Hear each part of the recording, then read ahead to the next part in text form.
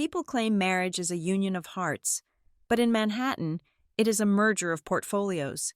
I thought I was joining a family until my future mother-in-law threw the wedding invite into the fireplace.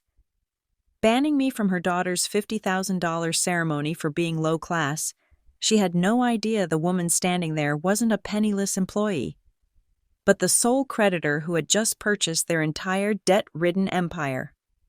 My name is Aurelia Everhart, to the world, and specifically to the people sitting around this mahogany table. I am 29 years old, utterly unremarkable, and painfully average.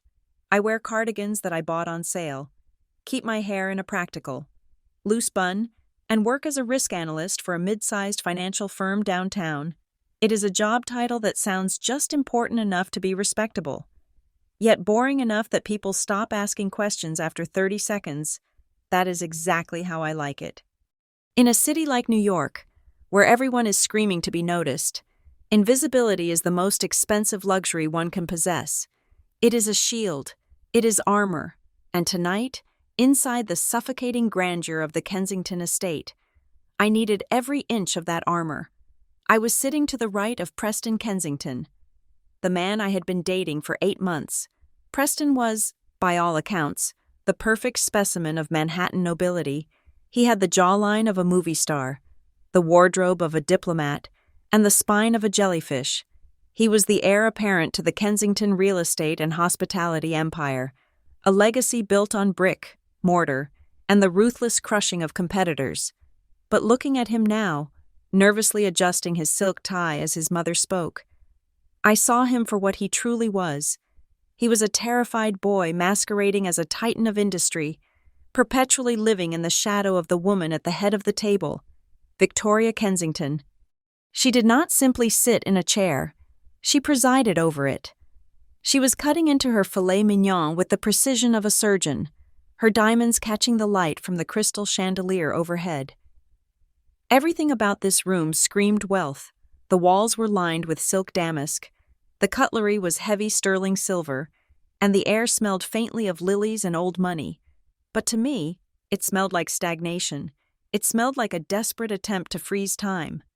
I took a small sip of water, trying to make myself as small as possible. The dinner conversation had been dominated for the last 40 minutes by one topic: Isabella. Preston's younger sister sat across from me, scrolling through her phone with a look of permanent disdain etched onto her face.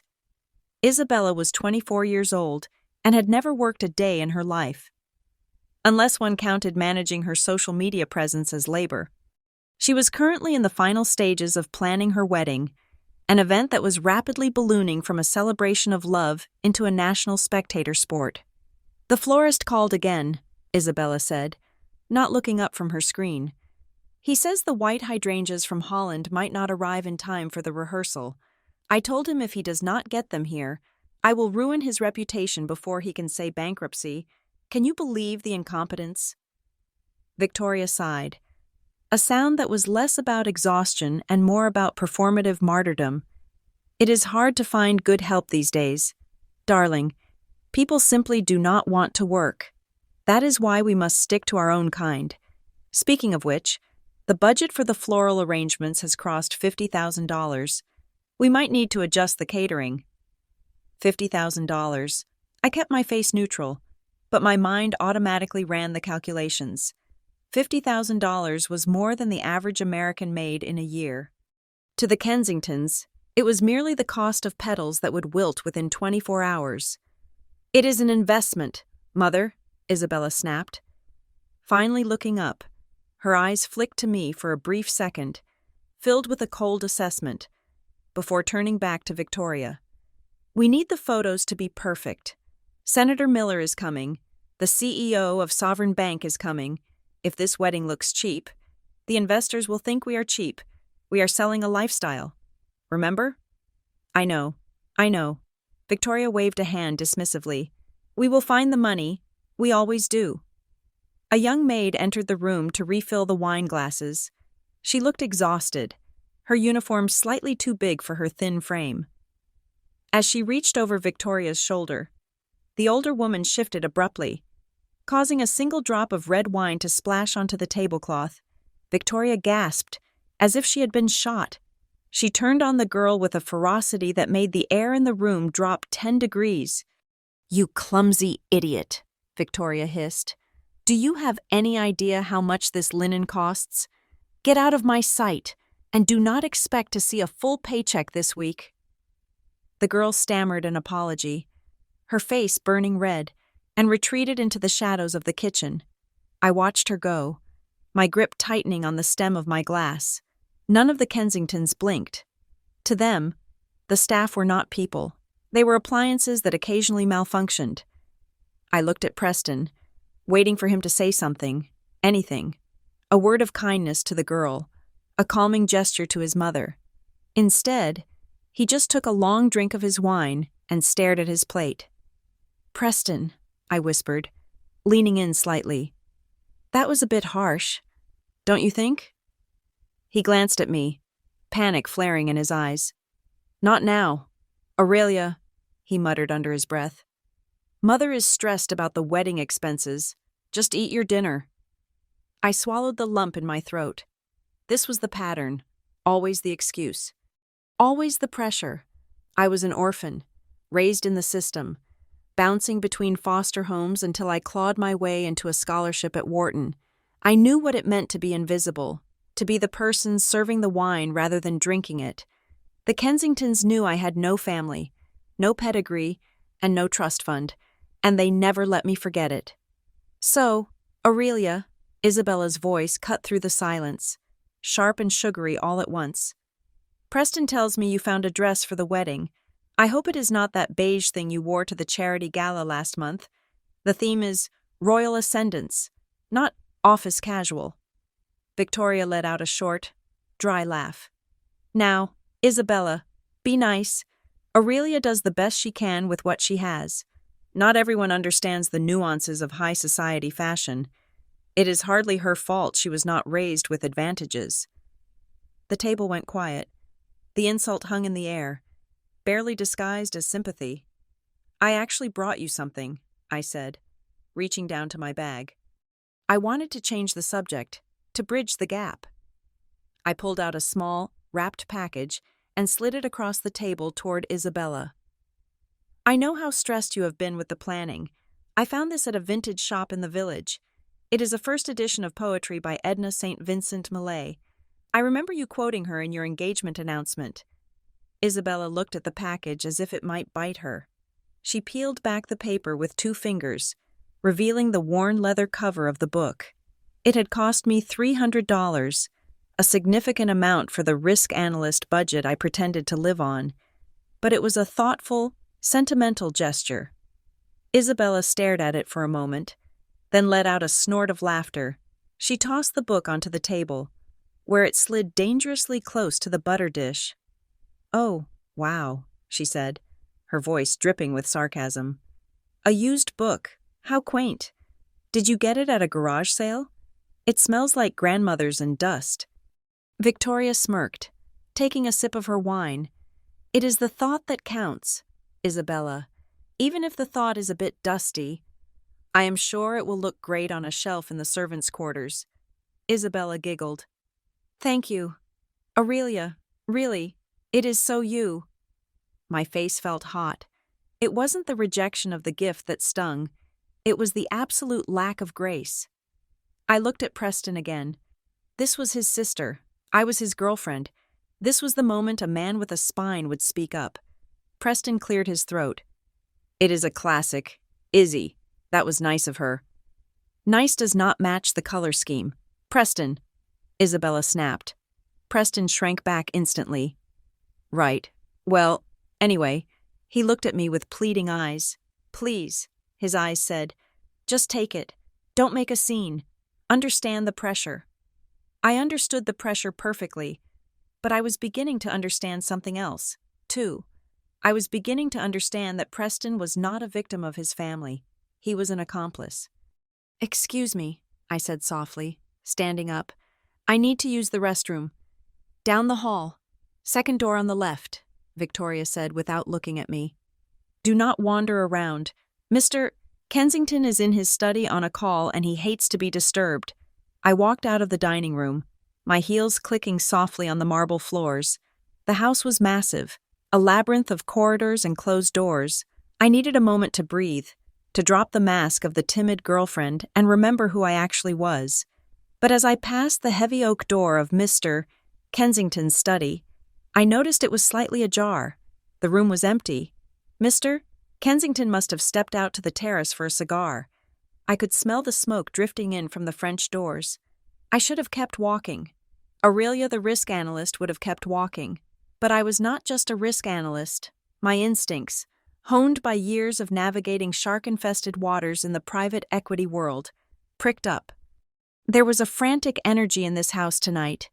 The obsession with the wedding costs, the abuse of the staff, the desperate need to impress investors.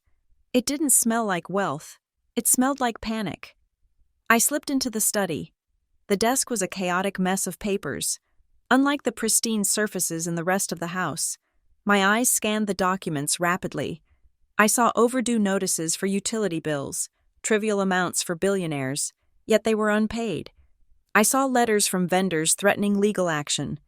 Then, my eyes landed on a document resting right in the center of the leather blotter. It was marked confidential, in bold red letters. It was a liquidity assessment from Sovereign Bank, dated 2 days ago. I leaned closer, my heart rate slowing down into the cold, rhythmic beat of professional focus. I read the summary. Client: Kensington Global Holdings. Status: critical. Debt-to-equity ratio: negative. Notice of default imminent. My eyes widened. They weren't just having cash flow issues, they were drowning. The $50,000 flower budget wasn't an investment, it was a hallucination. The document detailed a bridge loan application that had been rejected. It listed assets that were already leveraged 3 times over. I flipped the page. There was a foreclosure warning on the very estate I was standing in. They had missed their mortgage payments for the last 4 months. The bank was giving them 30 days to cure the default before initiating seizure proceedings. My God, I whispered to the empty room. They were broke. The great Kensington dynasty, the family that treated me like dirt on their shoe because I lacked a pedigree, was effectively bankrupt. Everything, the wine, the clothes, the sneers, was built on a mountain of debt that was about to collapse. I heard footsteps approaching from the hallway. Heavy, angry footsteps. I quickly memorized the name of the loan officer and the account number on the document. I smoothed the paper back down exactly as I had found it and slipped out the door just as Mr. Kensington turned the corner at the far end of the hall. I made it to the bathroom and locked the door. I stared at myself in the mirror, the beige cardigan, the simple hair, the face of a woman they thought was nothing. Victoria had called me low class in her mind, if not to my face yet. She thought I was beneath them because I worked for a living. She had no idea. I washed my hands, drying them slowly on a plush towel that they probably hadn't paid for. A plan was already forming in the back of my mind. It was cold, precise, and absolutely terrifying. I wasn't just going to break up with Preston. That would be too easy. That would be letting them off the hook. They wanted to play the game of hierarchy? They wanted to judge people by their net worth? Fine. I unlocked the bathroom door and walked back toward the dining room. I could hear Isabella laughing again, probably at my expense. Preston, I heard Victoria say as I approached the archway, make sure you tell her tonight that she needs to dress better for the rehearsal dinner. We cannot have her looking like a librarian in the photos. I will. Mother, Preston promised. I walked back into the room and sat down. I picked up my fork and took a bite of the cold potatoes. Everything all right, Aurelia? Preston asked, noticing my silence. Everything is fine, I said, offering him a small, thin smile. I was just thinking about the wedding. It is going to be an event to remember. Oh, it will be, Isabella said, raising her glass. It will be legendary. I raised my water glass to join her toast. Yes, I said, my voice steady and calm. It certainly will be. I looked at the vintage book still sitting near the butter dish, ignored and unappreciated. Then I looked at Victoria Kensington. Enjoy the meal. Victoria. I thought, It might be the last one you own. The numbers from the document were burning in my mind. $10 million in immediate liabilities, assets frozen. They were walking corpses, and they didn't even know it. But the most interesting part was the creditor listing. The debt was being bundled for sale. Anyone with enough capital could buy it. Anyone could own the mortgage on this house, the lien on their hotels, the very air they were breathing. I finished my dinner, listening to them brag about summer plans in the Hamptons that they couldn't afford. I played the part of the quiet mouse perfectly, but under the table, my hand was resting on my phone. Tomorrow morning, I had a call to make. 3 days after the dinner at the Kensington estate, I found myself sitting in a high-backed leather chair inside the library of the Obsidian Club. This was a place so exclusive that its entrance was an unmarked black door on the Upper East Side, and membership was not something one applied for, but something one inherited. The air inside was stagnant, recycled through brass vents since 1920, carrying the heavy scents of mahogany polish, aged scotch, and quiet desperation. We were there for what Victoria Kensington had termed a strategy summit regarding the wedding guest list. It felt less like wedding planning and more like a war room where collateral damage was being calculated. I sat on the periphery of the conversation, nursing a cup of lukewarm Earl Grey tea. I had not been offered a menu. Preston sat between his mother and his sister, looking less like a groom and more like a hostage who had developed Stockholm Syndrome. Victoria dominated the center of the arrangement. Spread out before her on the low coffee table was the master list of invitees, a scroll of names that represented the social arteries of Manhattan. She held a fountain pen with a gold nib, hovering over the paper like an executioner's axe. "Senator Miller has confirmed," Victoria announced, her voice echoing slightly in the hushed room. "That is excellent. We will seat him next to the chairman of Sovereign Bank. They need to discuss the zoning laws for the waterfront project. If we can get them talking, the wedding pays for itself." I took a slow sip of my tea, hiding the grimace that threatened to break through my composure. The irony was so thick it was choking me. I knew, based on the documents I had seen on Mr. Kensington's desk, that the Sovereign Bank chairman was likely coming to assess whether to foreclose on their properties. Not to approve zoning, but Victoria was playing the violin while Rome burned, convinced that the music would keep the fire at bay. "What about the Vanderbilts?" Isabella asked, leaning forward. She was picking at a cuticle, looking bored yet predatory. "Did they accept? I need their daughter to see my dress.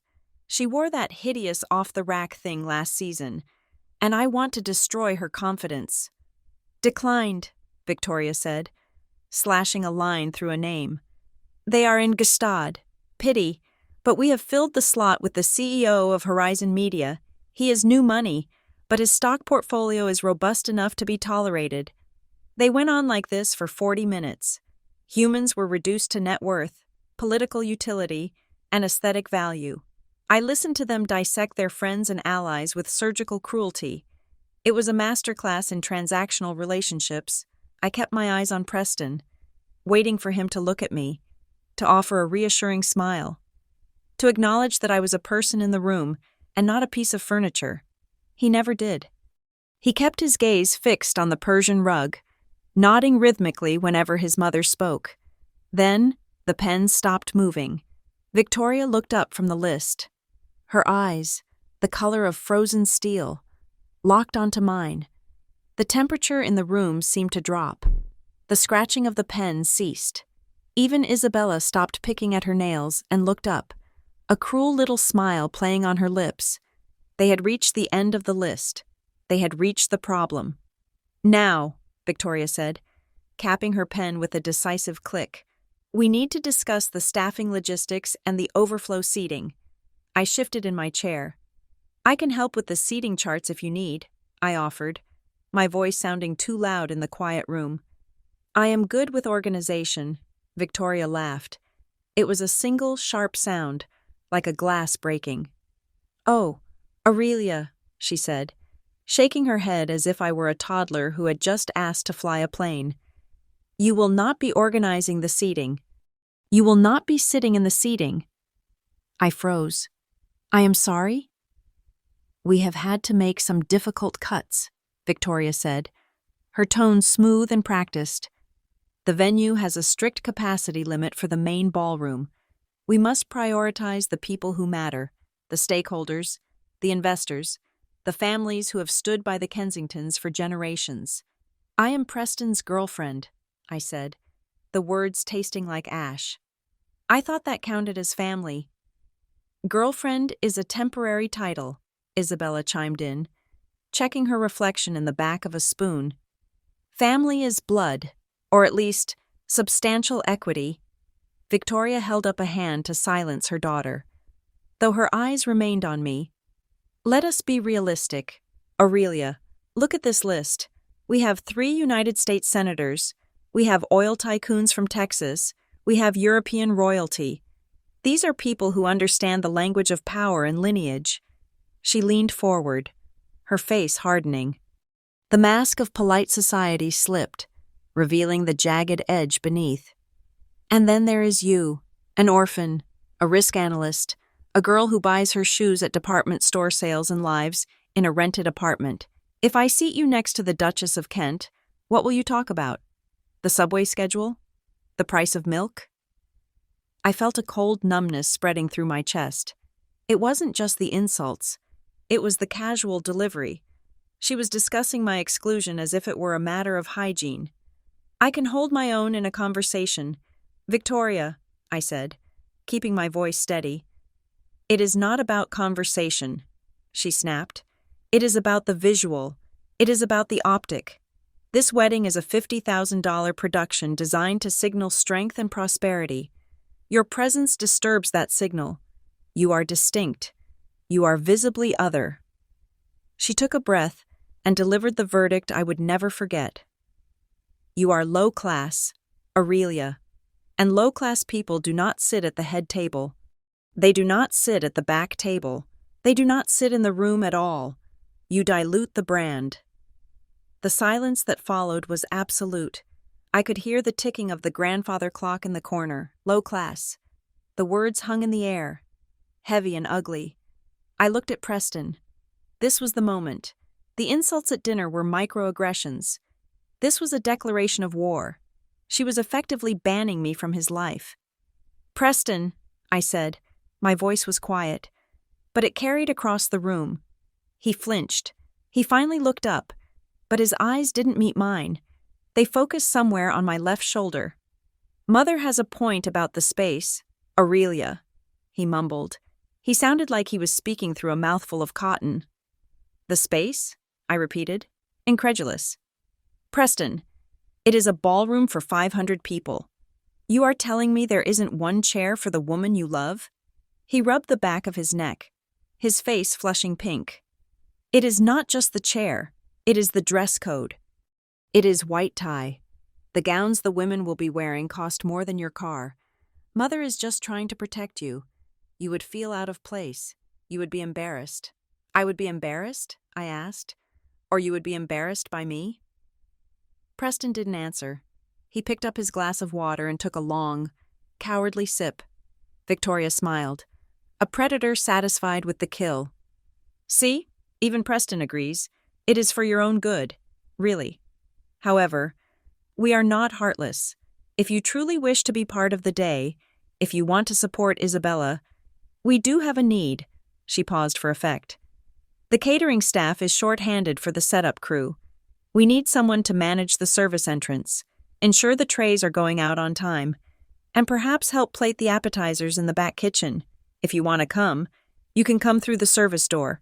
We can probably find you a spare apron. My blood ran cold. She wasn't just uninviting me. She was trying to break me. She wanted to demote me from guest to servant, to put me in my proper place among the hired help. I stood up slowly. My legs felt heavy, but I locked my knees and straightened my spine.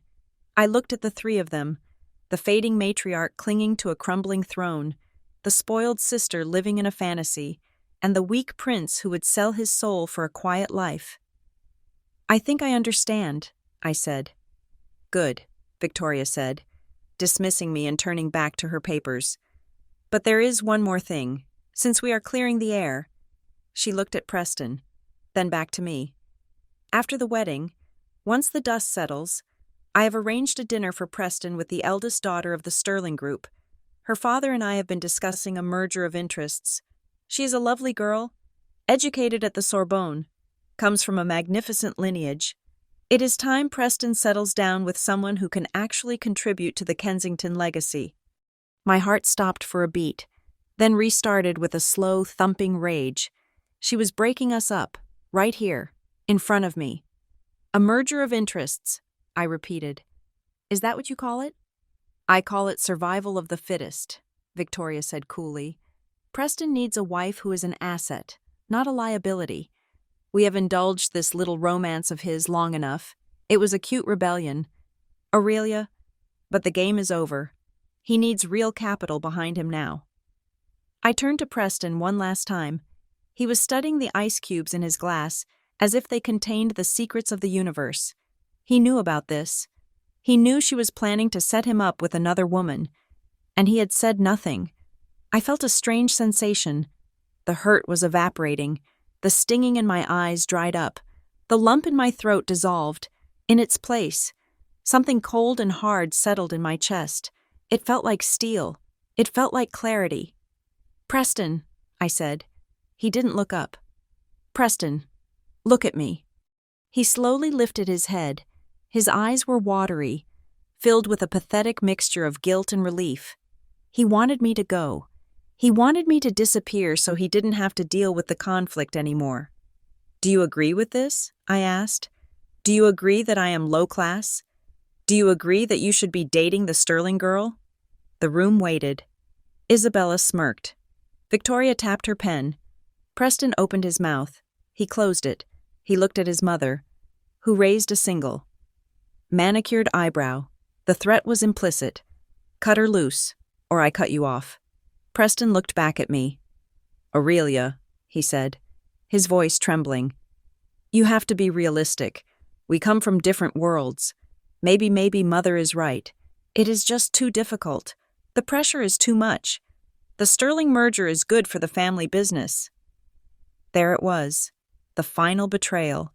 He chose the imaginary money over the real person. He chose the illusion of the Sterling merger, a merger I knew for a fact the Sterling family would never agree to because they were smart investors, over me. I did not scream. I did not pick up the teapot and throw it at the wall. Although the urge was there, I did not cry. Crying was for people who had lost something valuable. I realized, in that crystal-clear moment, that I had lost absolutely nothing. I was shedding dead weight.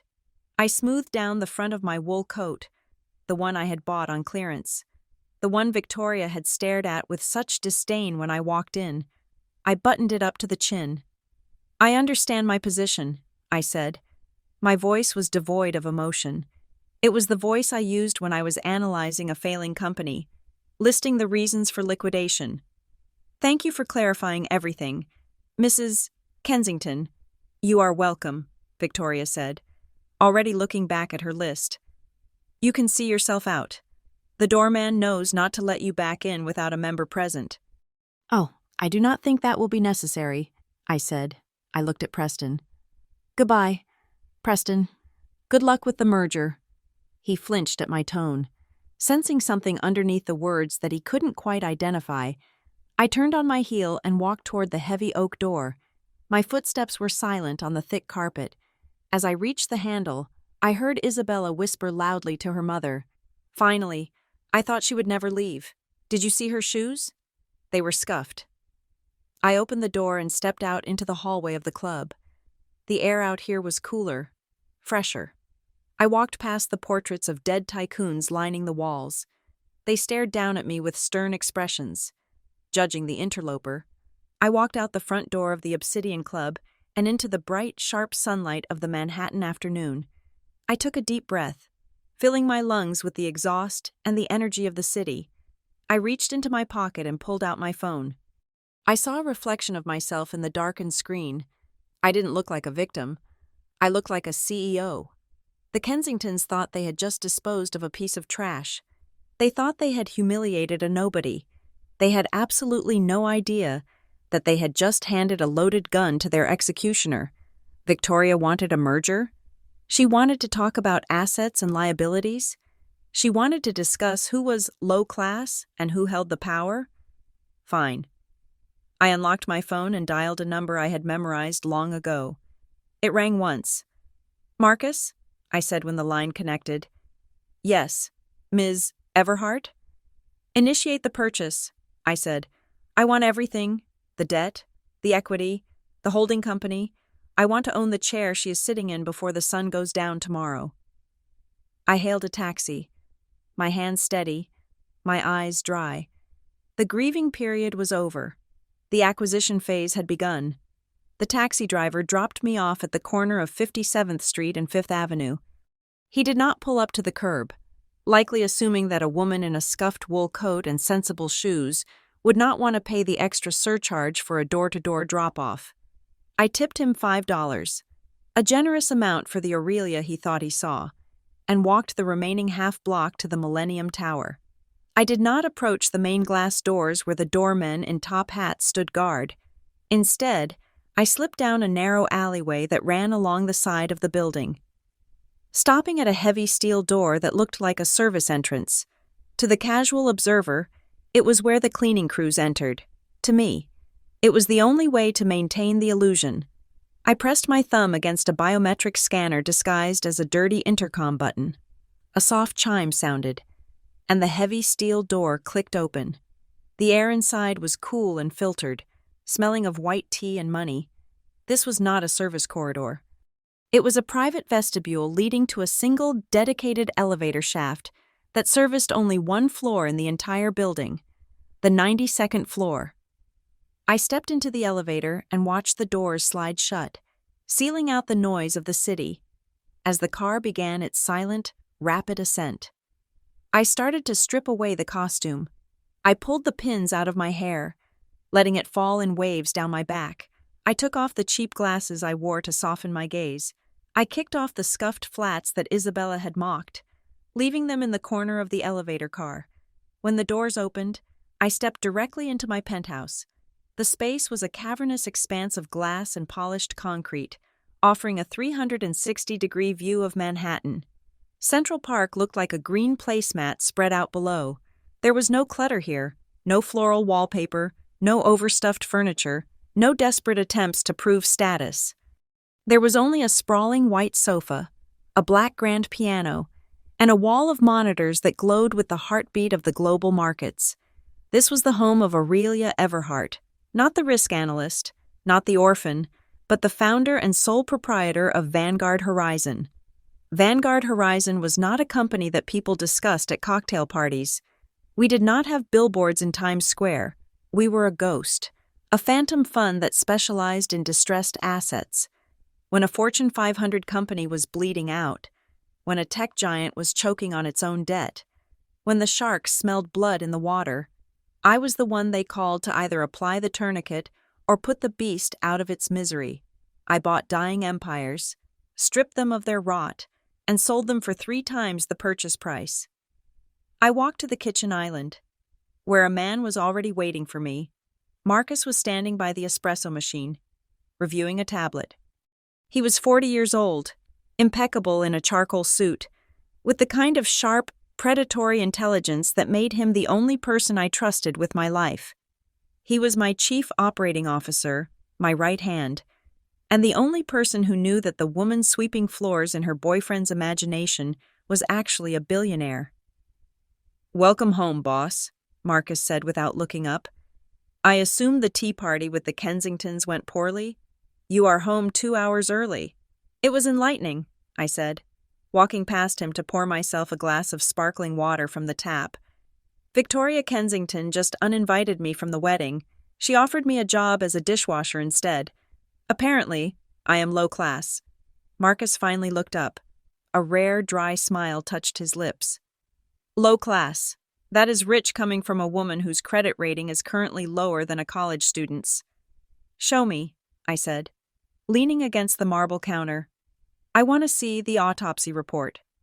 Marcus tapped his tablet, and the wall of monitors in the living room shifted. The screens filled with spreadsheets, bank statements, and legal filings. It was a digital map of the Kensington family's financial soul, and it was black and rotten. "It is worse than we thought," Marcus said. Walking over to the screens, he pointed to a graph that was nosediving in a steep red line. "Kensington Global Holdings is not just in debt. They are insolvent. They have been cooking the books for 18 months to hide the losses from their hotel division." I studied the numbers. They were staggering. $120 million in short-term liabilities, I read aloud, my voice flat. Against only $15 million in liquid assets. How are they even keeping the lights on?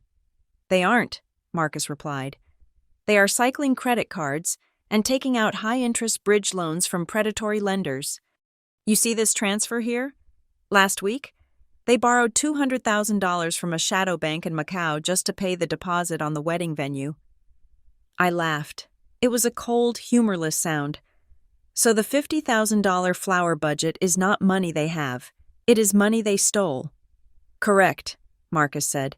"The wedding is a Hail Mary pass. They are banking everything on the optics.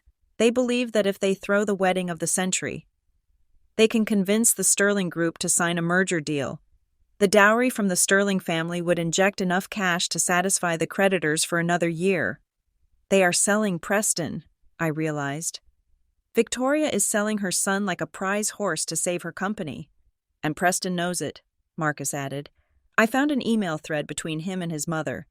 He agreed to the Sterling merger 3 weeks ago. He has been stringing you along as a backup plan in case the deal fell through." I felt that steel sensation in my chest again.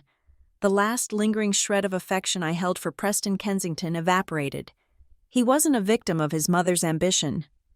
He was a willing participant. He had watched me be humiliated. He had asked me for money. And all the while he was planning to trade me in for a check that would clear his family's debt. I walked closer to the screen, staring at the list of creditors. Sovereign Bank held the mortgage on the estate. Citi held the business loans. A dozen smaller firms held the rest. "The banks are nervous," Marcus noted, sensing my focus. "They know the Kensingtons are defaulting. I have heard whispers that Sovereign is looking to bundle the debt and sell it off at a loss, just to get it off their books. They want to wash their hands of the toxicity. They want to sell the debt," I repeated softly. I turned away from the screen and walked to the window. The city was beginning to light up as evening approached. Somewhere out there, Victoria was probably screaming at a florist. Isabella was probably trying on a tiara. They were sleeping on a bed of dynamite, convinced it was silk. "Low class," I whispered to the glass. They judged me by my lack of inheritance. They judged me by the clothes I chose to wear to test their character.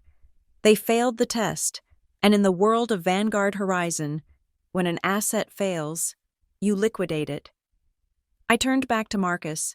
The sorrow was gone from my eyes. All that remained was the thrill of the hunt. "Marcus," I said, my voice commanding and sharp, "get me the acquisition line." "What is the play?"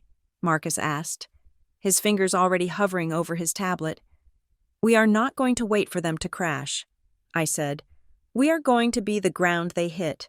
I want you to contact the risk management departments at Sovereign, Citi, and every other creditor on that list. Tell them Vanguard Horizon is interested in purchasing the Kensington debt portfolio." Marcus raised an eyebrow. "All of it?" "Every single cent," I confirmed. "The mortgage on the mansion, the loans for the hotels, the lease on their cars, even the credit line for Isabella's platinum card. I want to own it all." "They will sell it for pennies on the dollar," Marcus calculated quickly. "They are desperate to unload it. We could probably pick up the entire $120 million debt load for $40 million in cash." "Do it," I said. "Offer them $35 million. Tell them we will close in 24 hours. Cash wire, no due diligence period. We take it as is." Marcus grinned.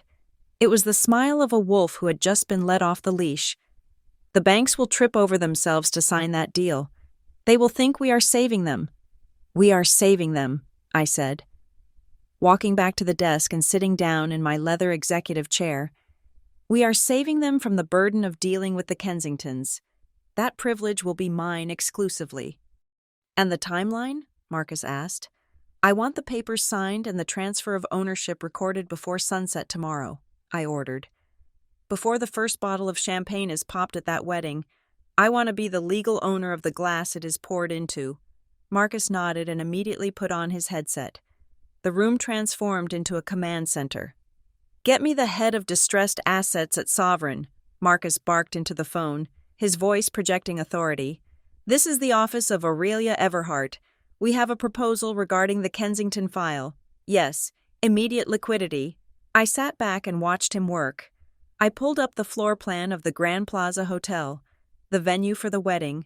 I cross-referenced it with the asset list, as I suspected. The hotel was owned by a subsidiary of Kensington Global, which meant that by tomorrow night, I would own the venue. I wasn't just crashing the wedding, I was repossessing it. My phone buzzed on the desk. It was a text from Preston. I am sorry about today. Mother is just under a lot of stress. Maybe it is better if we take a break until after the honeymoon. I will call you next week. He thought he was putting me on a shelf. He thought he could pause me like a movie and come back when it was convenient. I did not reply. I deleted the message and blocked his number. Sovereign is in, Marcus called out, covering the microphone with his hand. They are sending the term sheet now. They sound relieved. They were preparing to file foreclosure papers on Monday. Good, I said. Move to the next one. Call the private equity firm in Boston that holds their construction loans. Squeeze them. For the next 4 hours. The penthouse was a blur of activity. I authorized wire transfers totaling millions of dollars without blinking. I reviewed contracts with the speed of a machine. Piece by piece, loan by loan, I was constructing a cage around the Kensington family. By midnight, we had verbal agreements from 80% of their creditors. The paperwork was being drafted by our legal team overnight. I stood up and walked to the piano. I ran my fingers over the keys, playing a soft, dissonant chord.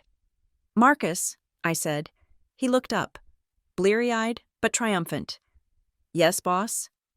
Make sure the transfer of the hotel ownership includes a clause regarding the security staff, I said.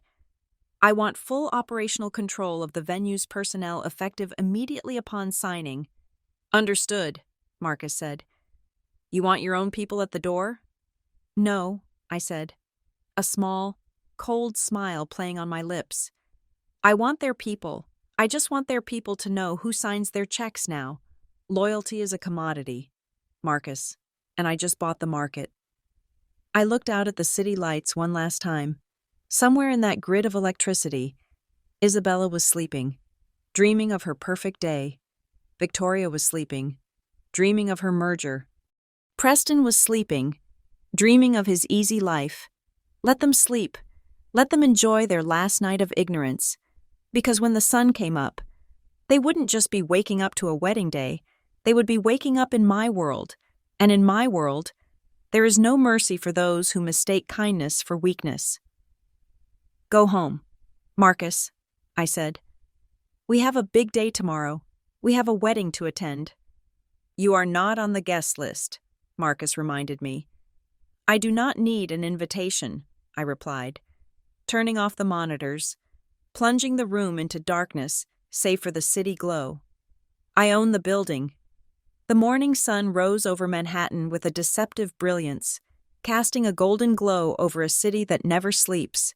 While the rest of the world was waking up to coffee and commutes, the 92nd floor of the Millennium Tower was already humming with the quiet, lethal efficiency of a predator stalking its prey. My team at Vanguard Horizon had worked through the night.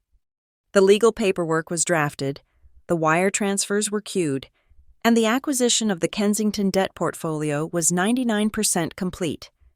We were merely waiting for the banks to open their doors so we could officially sign the death warrant of the Kensington Empire.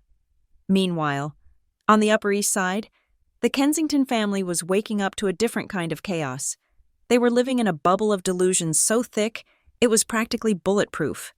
They believed that the biggest problem they faced today was the arrangement of the hydrangeas or the seating chart for the reception. They were dancing on the edge of a volcano.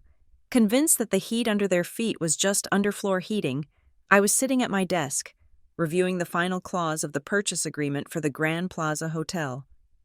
When my personal phone buzzed, it was a text message from Preston. I picked up the phone, expecting perhaps a belated apology, or maybe a guilty plea to see me.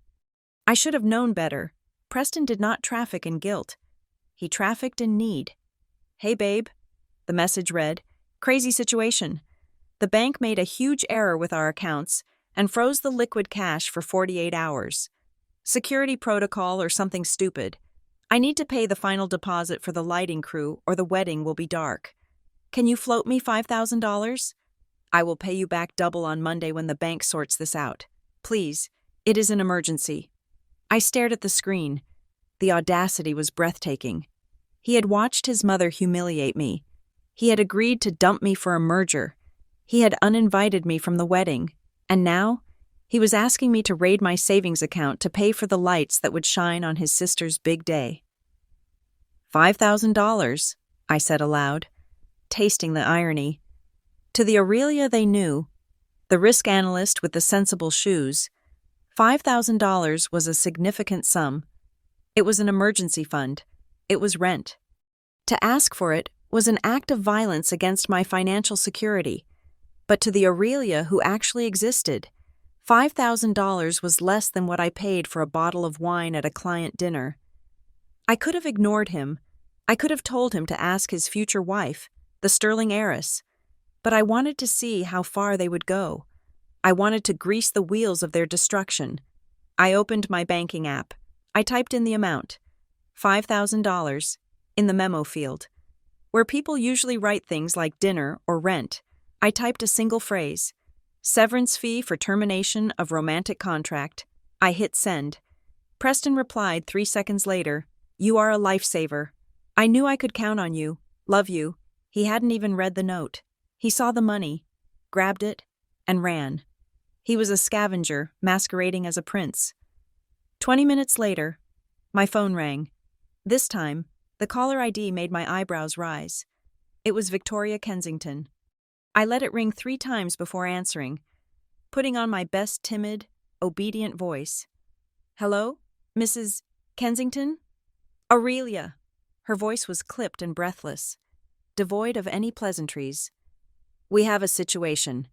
The maid service has been completely unreliable. 2 of the girls simply walked out this morning without finishing the floors in the main hall. They were muttering something ridiculous about overdue wages. Can you believe the entitlement?" I held the phone away from my ear to hide my smirk. I knew exactly why they walked out. My team had acquired the payroll liabilities of the Kensington estate at 4 a.m. We knew for a fact that the staff had not been paid in 6 weeks. "That sounds terrible," I said. "It is a disaster," Victoria snapped. "The photographer is coming at noon to take the pre-wedding shots of the house. The floors are a mess. The silver needs polishing. Since you are so eager to help and prove your loyalty to this family, I need you to come over immediately." "You want me to come over?" I asked. "I thought I was banned from the property." "Do not be dramatic," she huffed. "You are banned from the wedding as a guest. I am offering you a chance to be useful behind the scenes. Come to the service entrance. Wear something you do not mind getting dirty. And hurry. We do not have all day." The line went dead. Any self-respecting person would have thrown the phone against the wall. But I was not just a person anymore. I was an investigator gathering evidence. I wanted to see it. I wanted to see the panic in their eyes before I put the lights out. I wanted to walk through that house one last time. Not as a guest, but as the repo man in disguise. "Marcus," I called out to the living room.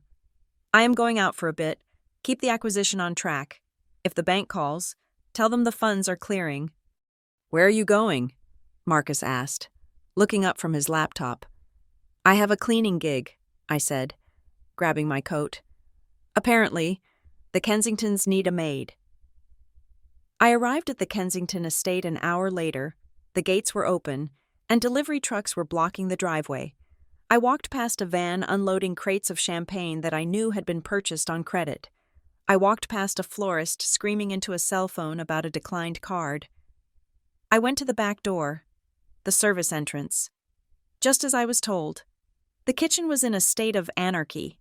Caterers were shouting orders, pots were clanging, and in the center of it all stood Victoria, wearing a silk dressing gown and looking like a general losing a war. "Finally," she said when she saw me. She didn't look at my face. She looked at my hands. She shoved a bucket of soapy water and a mop toward me. "The main foyer. There are muddy footprints everywhere. And after that, the silver tea set in the drawing room needs to be polished. Isabella wants it in the background of her portrait." "Hello to you, too, Victoria," I said softly. Taking the bucket, she was already walking away, barking orders at a terrified sous chef. I walked into the main foyer. It was indeed a mess. The marble floors, usually gleaming, were scuffed and dirty from the traffic of vendors. I dipped the mop into the water and began to wipe the floor. The repetitive motion was strangely calming. It gave me time to observe. Isabella came thundering down the grand staircase. She was wearing a white silk robe with bride embroidered on the back in gold thread. She looked manic. "Mother!" she screamed. "Where are my riding boots? The photographer wants a shot of me in the stables with the horses." "They are by the door." "Darling!" Victoria yelled back from the other room. Isabella ran to the corner near the door, where a pair of expensive leather riding boots sat. They were caked in dried mud from her last ride. She looked at them in horror. "They are filthy!" she shrieked. "Who was supposed to clean these? Why is everyone in this house so incompetent?" She looked around wildly for someone to blame, and her eyes landed on me. I was wringing out the mop, watching her tantrum with the detached interest of a sociologist. "You," Isabella pointed a manicured finger at me. "You are supposed to be helping. Why are my boots dirty?" "I am mopping the floor." "Isabella," I said calmly. "I am not the stable boy." Isabella marched over, picked up one of the heavy boots, and threw it at me. It struck my shoulder, leaving a streak of mud on my coat. "I do not care what you are doing," she screamed. "Clean them, now. If I look bad in these photos, I will make sure Preston dumps you before dinner." I looked at the mud on my coat. I looked at the boot lying on the floor. I looked at Isabella, whose face was twisted into a mask of pure, unadulterated entitlement. "Pick it up," Isabella commanded. I didn't move. "Are you deaf? I said pick it up." "Isabella," Victoria's voice cut in as she entered the foyer. "Stop screaming. You will ruin your voice for the vows. Aurelia, just clean the boots. We do not have time for your pride." I bent down slowly, not to pick up the boot, but to pick up the bucket. I moved it a few inches to the left. "I will get to it," I lied. "Let me finish the floor first." Victoria rolled her eyes and grabbed Isabella by the arm. "Come, darling. The makeup artist is waiting in the drawing room. Leave her to her work. She knows her place." They walked away, their voices drifting back to me as they entered the drawing room. The door was left slightly ajar. I moved closer, dragging the mop with me. Until I was standing just outside the doorframe, I needed to hear this. I needed one final reason to ensure that when I crushed them, I wouldn't feel a single ounce of guilt. "I cannot believe she actually came," Isabella was saying, her voice muffled but audible. "She is so pathetic. Do you think she suspects anything?" "She suspects nothing," Victoria replied. I could hear the clinking of glass. She was pouring a drink. "She is simple. She thinks if she scrubs the floors hard enough, we will accept her. It is tragic, really." "When are we going to tell Preston to do it?" Isabella asked. "Tonight," Victoria said. "After the rehearsal dinner, or perhaps tomorrow morning before the ceremony. We need him focused. Once the wedding is over and the photos are taken, he will tell her it is over. The Sterling girl is flying in on Monday." "What if she asks for her money back?" Isabella laughed. "Preston told me he got $5,000 out of her this morning. That is probably her entire life savings." My grip on the mop handle tightened until my knuckles turned white. "Let her ask," Victoria said, her voice dropping to a sinister, conspiratorial whisper. "If she makes a scene, or if she tries to demand repayment, we will simply say she stole something while she was here today. We will say she took the silver tea set she's supposed to be polishing. Who will the police believe?" The Kensington family, or a desperate ex-girlfriend who was scrubbing our floors. Isabella giggled. That is brilliant. Mother, you are evil. I am practical, Victoria corrected. We do what we must to survive. Now, sit still. Your eyeliner is smudging. I stood there in the hallway, the blood rushing in my ears like a roaring river. They weren't just using me. They were planning to destroy me. They were going to take my money, break my heart, and then frame me for a felony if I dared to complain. They had plotted my incarceration as casually as they plotted the floral arrangements. This was it. The line had been crossed. The bridge had been burned. I looked at the mop in my hand. I looked at the dirty water in the bucket. I walked to the center of the foyer, right underneath the massive crystal chandelier that cost more than my first car. I took the mop and stood it upright, balancing it carefully so it stood like a silent sentinel in the middle of their pristine, expensive home. I didn't clean the boots. I didn't polish the silver. I took the $5,000 check mentally and filed it under war expenses. I turned around and walked to the front door, not the service entrance, the main front door. Where do you think you are going? I turned to see Preston standing at the top of the stairs. He looked disheveled, holding a tie he couldn't figure out how to knot. He must have just woken up. I am leaving. Preston, I said. But the floors, he stammered, looking at the bucket. Mother said you were helping. And hey, thanks for the cash. You are the best. I looked at him, really looked at him. He was a hollow man, a paper doll. You are welcome for the cash. Preston, I said, my voice calm, terrifyingly calm. Spend it wisely. It is the last dime you will ever get from anyone. What is that supposed to mean? He asked, frowning. It means, I said, opening the heavy oak door and letting the sunlight flood in, that you should enjoy the wedding. It is going to be a very memorable day. I walked out. I didn't slam the door. I left it wide open, letting the wind blow in the dust and the leaves from the driveway onto their precious marble floors. I walked past the security guard, past the gates, and onto the street. I pulled out my phone. Marcus, I said. Status? Close the deal, I commanded. I don't care if you have to bribe the clerk at the recording office. I want the deed to this house in my name by 5 o'clock today. And Marcus? Yes? Add a clause to the security contract for the wedding tomorrow. I want the guest list access codes changed, and prepare the eviction notices. I want them printed on heavy cardstock, cream-colored, very formal. Consider it done, Marcus said. I hung up and hailed a cab. I wasn't going back to the office. I was going to a tailor. If I was going to own the Kensington Empire, I needed a suit that looked like it cost more than their entire net worth. The cleaning lady was gone. The owner had arrived.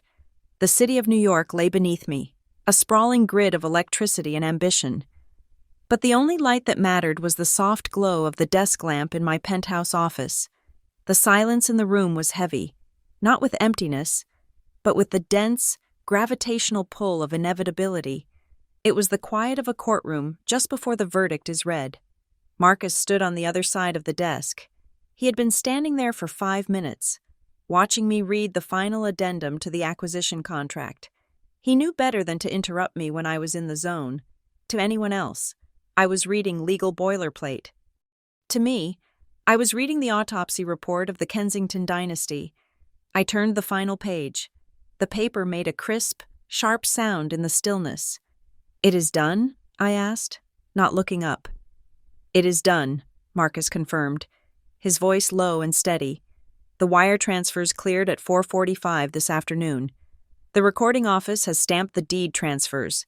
Vanguard Horizon now holds 51% of the voting shares of Kensington Global Holdings. Effective immediately, we also own 100% of their debt obligations, including the primary lien on the estate, the commercial mortgages on their hotel chain, and the personal guarantees signed by Victoria Kensington. I picked up my fountain pen. It was a heavy black lacquer instrument that felt cold against my skin. And the board resolution? I asked. Marcus slid a single sheet of paper across the polished ebony desk. Prepared as requested.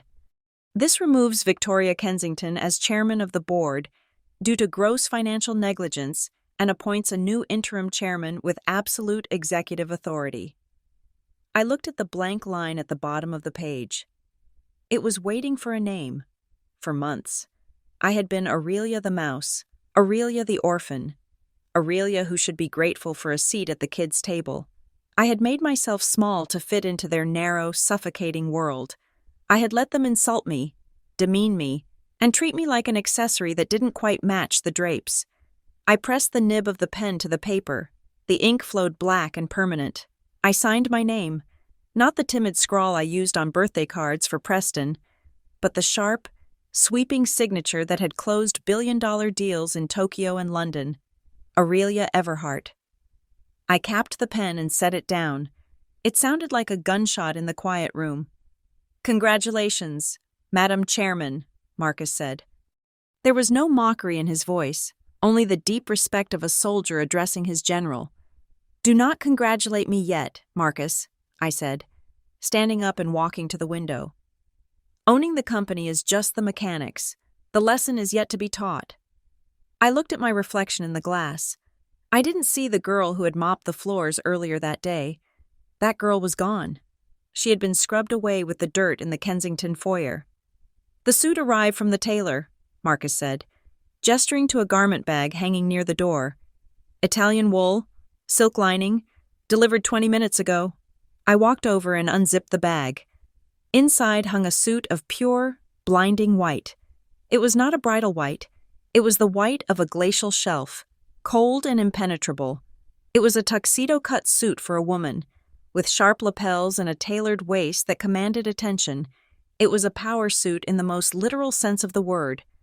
It was designed to stand out in a room full of black tuxedos and pastel bridesmaids' dresses. It was designed to say, "I am not with you. I am above you." "Perfect," I whispered, running a hand down the lapel. "Tomorrow, I am not coming as a guest. I am coming as the landlord." The phone on my desk buzzed, vibrating aggressively against the wood. I glanced at the caller ID. Preston. It was 11:30 at night. The rehearsal dinner would have ended hours ago. He should have been asleep, resting for the biggest day of his life. I picked up the phone. "Hello, Preston?" "You really embarrassed me today." His voice came through the speaker, thick and slurring. He was drunk. Not happily drunk, but sullenly, angrily drunk. Leaving like that, with the bucket in the middle of the hall. Mother was furious. She said it was a deliberate act of sabotage. "It was a statement, Preston," I said calmly. "There is a difference." "You are so ungrateful," he mumbled, the words stumbling out of his mouth. "We gave you a chance. We invited you into our home. We let you help, and you just walked out.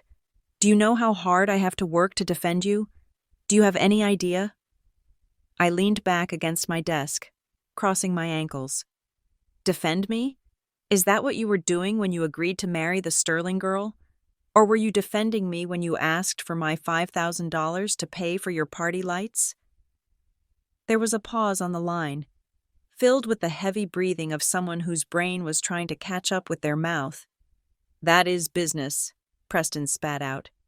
"You do not understand business. Aurelia, you are a risk analyst. You look at spreadsheets. I look at legacies. The Sterling merger is about survival. I have to do what is best for the family. But we could have kept seeing each other. I would have taken care of you. I would have set you up in an apartment. But you had to go and ruin it with your pride." I closed my eyes for a second, savoring the absolute moral bankruptcy of his words. He was actually proposing to make me his mistress, paid for by his wife's money, and he thought he was being generous. "You are right, Preston," I said softly. "I do not understand your kind of business. My business is much simpler. It is about ownership and consequences." "What are you talking about?" he slurred. "You are talking crazy. Just look. If you want to come tomorrow, you can still come to the service entrance, but you have to apologize to Mother. You have to beg her. Aurelia, otherwise, do not bother. I will be there, Preston," I promised. "And I assure you, I will not be apologizing. Go to sleep. You are going to need a lot of energy tomorrow. Whatever, he grunted. Just remember who you are dealing with. We are Kensingtons. We are untouchable. He hung up. The line went dead. Untouchable, I repeated to the empty room. Marcus cleared his throat. Speaking of untouchable, we intercepted some chatter from the Kensington camp. They are celebrating tonight. Celebrating what? I asked. They are bankrupt. They do not think so, Marcus said, checking his tablet. Apparently, the sudden sale of their debt has triggered a rumor, because the purchase was made through a shell corporation of Vanguard Horizon, and because we moved so fast, they have convinced themselves that the buyer is a mysterious investor from Dubai they met last year. I let out a low laugh. They think they have been rescued? They think it is a friendly takeover, Marcus explained. They believe this Dubai prince has bought the debt to hold it as a silent partner. They think tomorrow's wedding will be the venue where they sign the new partnership agreement. Victoria is telling everyone that their financial troubles are over and that they have secured $1 billion backer. It was almost too perfect. Their arrogance was so blinding that they had interpreted their own execution as a coronation. They were walking into the slaughterhouse thinking it was a spa. Let them believe it, I said. Let them have their hope. It will make the fall so much more devastating. There is one more thing, Marcus said, hesitating slightly. Social media. He held up his tablet. On the screen was a post from Isabella's Instagram account, posted 30 minutes ago. It was a photo of Isabella and Victoria clinking champagne flutes in the hotel suite. They were wearing matching silk robes, their faces flushed with alcohol and triumph. The caption read, "Cheers to the eve of perfection. So glad we filtered out the trash from the guest list. Some people are just born to serve, and some are born to rule. Tomorrow, we show the world what real class looks like." Kensington royalty. No. Riff-raff allowed. I looked at the photo. I looked at their smug, confident smiles. They looked so secure, so safe. They looked like people who owned the world. I didn't feel anger anymore. Anger is hot. Anger is messy. What I felt was the cold. Mathematical precision of a balance sheet finally zeroing out. Trash, I said, reading the word again. I reached for my phone. I didn't comment on the post. I didn't like it. I simply took a screenshot and saved it to the folder labeled Evidence. Then, I turned my phone off completely. Go home. Marcus, I said, turning away from the window. Get some sleep. We have an early start. I want to be at the hotel before the hair and makeup team arrives. You want to be there for the makeup? Marcus asked. Confused. No, I said, walking toward my bedroom. I want to be there for the staff meeting. I need to brief my employees on the new code of conduct. I walked into my bedroom and lay down on the bed. I didn't need to count sheep. I counted the hours. 8 hours. 8 hours until the sun rose. 8 hours until the Kensingtons put on their costumes and played pretend for the last time. 8 hours until I walked into that ballroom and turned the music off. I closed my eyes and fell into a deep, dreamless sleep. The sleep of the righteous. The sleep of the judge, who has already written the sentence and is simply waiting for the court to convene. The Grand Plaza Hotel was not merely a building. It was a cathedral dedicated to the worship of excess. Standing before it on that crisp Saturday afternoon, one could smell the money burning before even stepping through the revolving gold doors. The air was thick with the scent of 5,000 Ecuadorian white roses, imported at great expense and destined to die before the moon rose. I stood across the street for a moment, hidden behind the tinted glass of my transport, observing the theater of it all. It was a magnificent production. The Kensingtons had spared no expense, or rather, they had spared no expense that they actually owned. The red carpet rolled out onto the pavement was plush and velvet. The valet attendants were dressed in livery that looked like it belonged in a 19th century period drama. From my vantage point, I could see the guests arriving. It was a parade of Manhattan's elite, or at least, the portion of the elite that Victoria Kensington had managed to guilt or bribe into attendance. There were senators in hand-tailored tuxedos, tech moguls in sneakers that cost more than a mortgage payment, and socialites adjusting fascinators that defied gravity. However, even from this distance, I could sense the rot beneath the gilding. As the guests mingled on the steps, waiting to be announced, the body language was wrong. There was too much whispering behind gloved hands. There were too many sideways glances. My intelligence network, the eyes and ears of Vanguard Horizon, had informed me that the rumors were already circulating in this town. Bankruptcy has a distinct odor, and the Kensingtons were beginning to smell. I watched a prominent hedge fund manager lean in to whisper to his wife, and though I could not hear the words, I could read the skepticism in his eyes. They were not here to celebrate a marriage. They were here to witness a train wreck, hoping to see if the rumors of financial ruin were true before the debris field settled. Inside the grand ballroom, I knew Victoria and Isabella would be performing the roles of their lives. I could picture Victoria, encased in a corset of gold silk, laughing too loudly at jokes that were not funny, her eyes darting around the room to ensure the champagne flutes were never less than half full. She would be projecting an image of unshakable prosperity, terrifying the waiters into submission with a single glare. Isabella would be posing for the photographers, turning her best side to the light, convinced that the flashbulbs were capturing a princess. Unaware they were documenting a tragedy. I looked at the time on my phone. It was 4 o'clock. The ceremony was scheduled to begin in 30 minutes. The strings quartet would be tuning their instruments. The guests would be taking their seats. "It is time," I said to the driver. "Yes, Madam Chairman," he replied. I adjusted the cuffs of my white suit. It was a masterpiece of tailoring, sharp enough to cut glass. I put on my sunglasses. They were not necessary for the sun, which was already dipping behind the skyscrapers, but they were essential for the psychological warfare I was about to wage. They created a barrier. They turned me into a monolith. Our vehicle pulled away from the curb. It was not a standard limousine.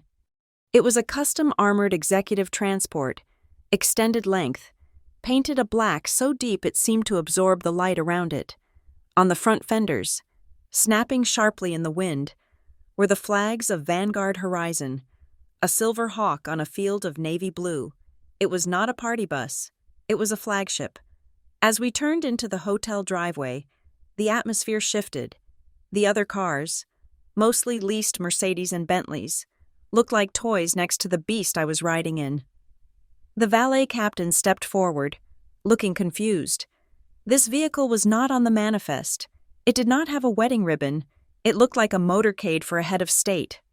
We glided to a halt right in front of the main entrance, blocking the entire flow of traffic. I saw the security team stiffen.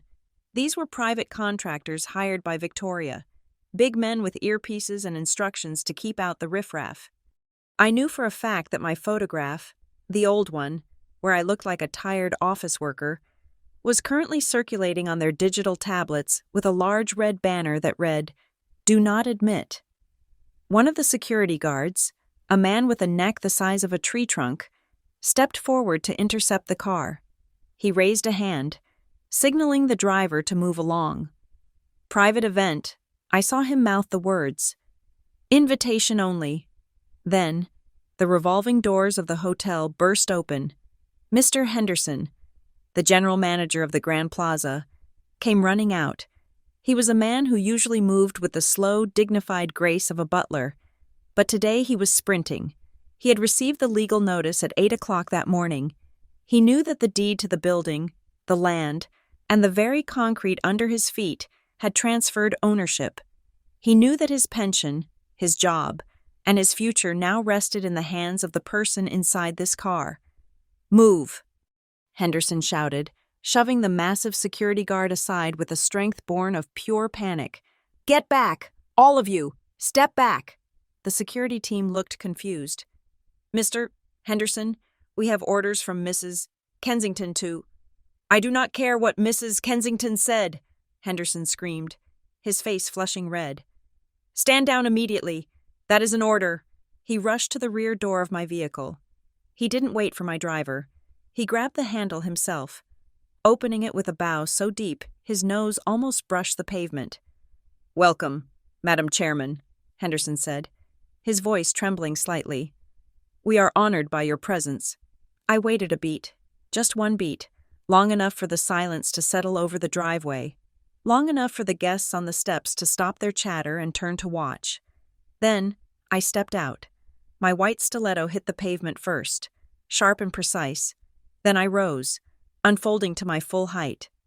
The white suit blazed against the backdrop of the black car and the gray stone of the hotel. I did not smile. I did not wave. I stood with the absolute, terrifying stillness of a statue. A murmur rippled through the crowd. I heard whispers. "Who is that? Is that a celebrity? Look at that suit. Is that custom Dior? Wait, isn't that Preston's girlfriend? The quiet one? No, it cannot be. She looks like a movie star." I ignored them all. I adjusted my sunglasses and began to walk up the red carpet. I moved with a stride that ate up the ground, purposeful and rhythmic. "Mr."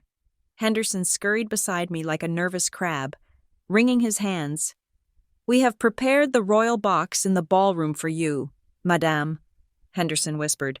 "We have also secured the master key card for the bridal suite, as you requested. Is there anything else?" "Just ensure the microphone is working," I said, my voice cool. Of course.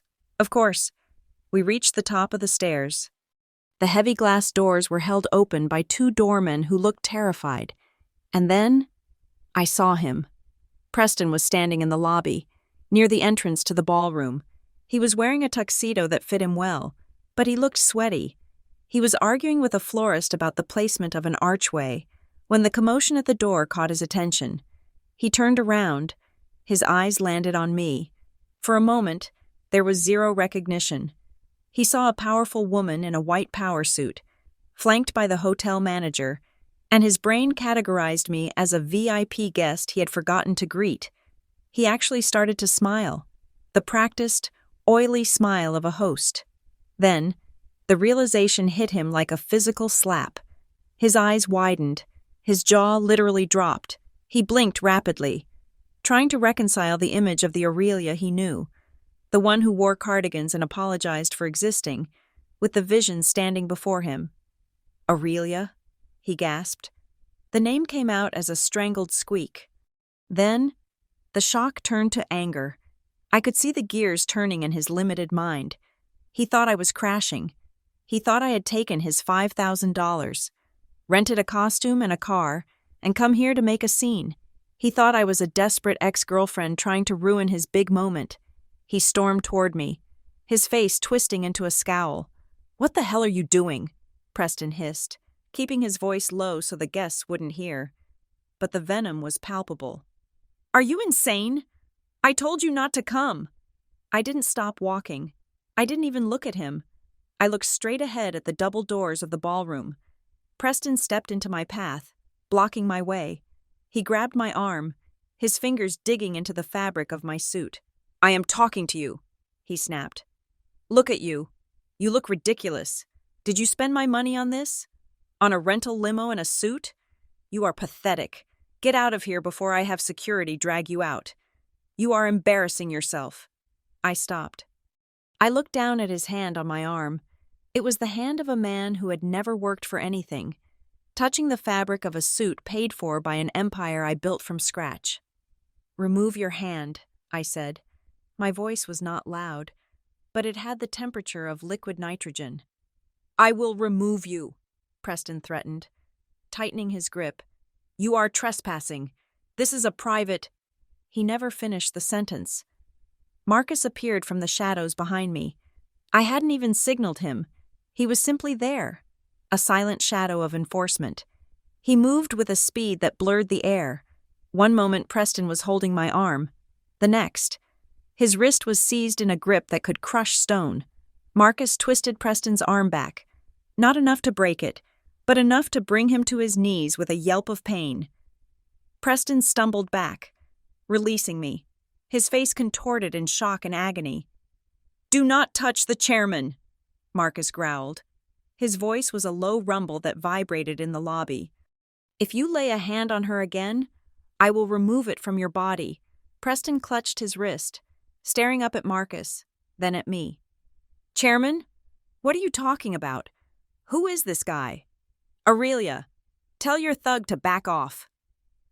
I adjusted my sleeve where he had touched it, smoothing out a microscopic wrinkle. I looked at Preston with the same disinterest I would show a stain on the carpet. "He is not a thug, Preston," I said. "He is the chief operating officer of Vanguard Horizon, and unlike you, he knows who signs his checks." "I don't care who he is," Preston shouted, causing several guests in the lobby to turn and stare. "Mother is going to kill you. She banned you. You are low class. Get out."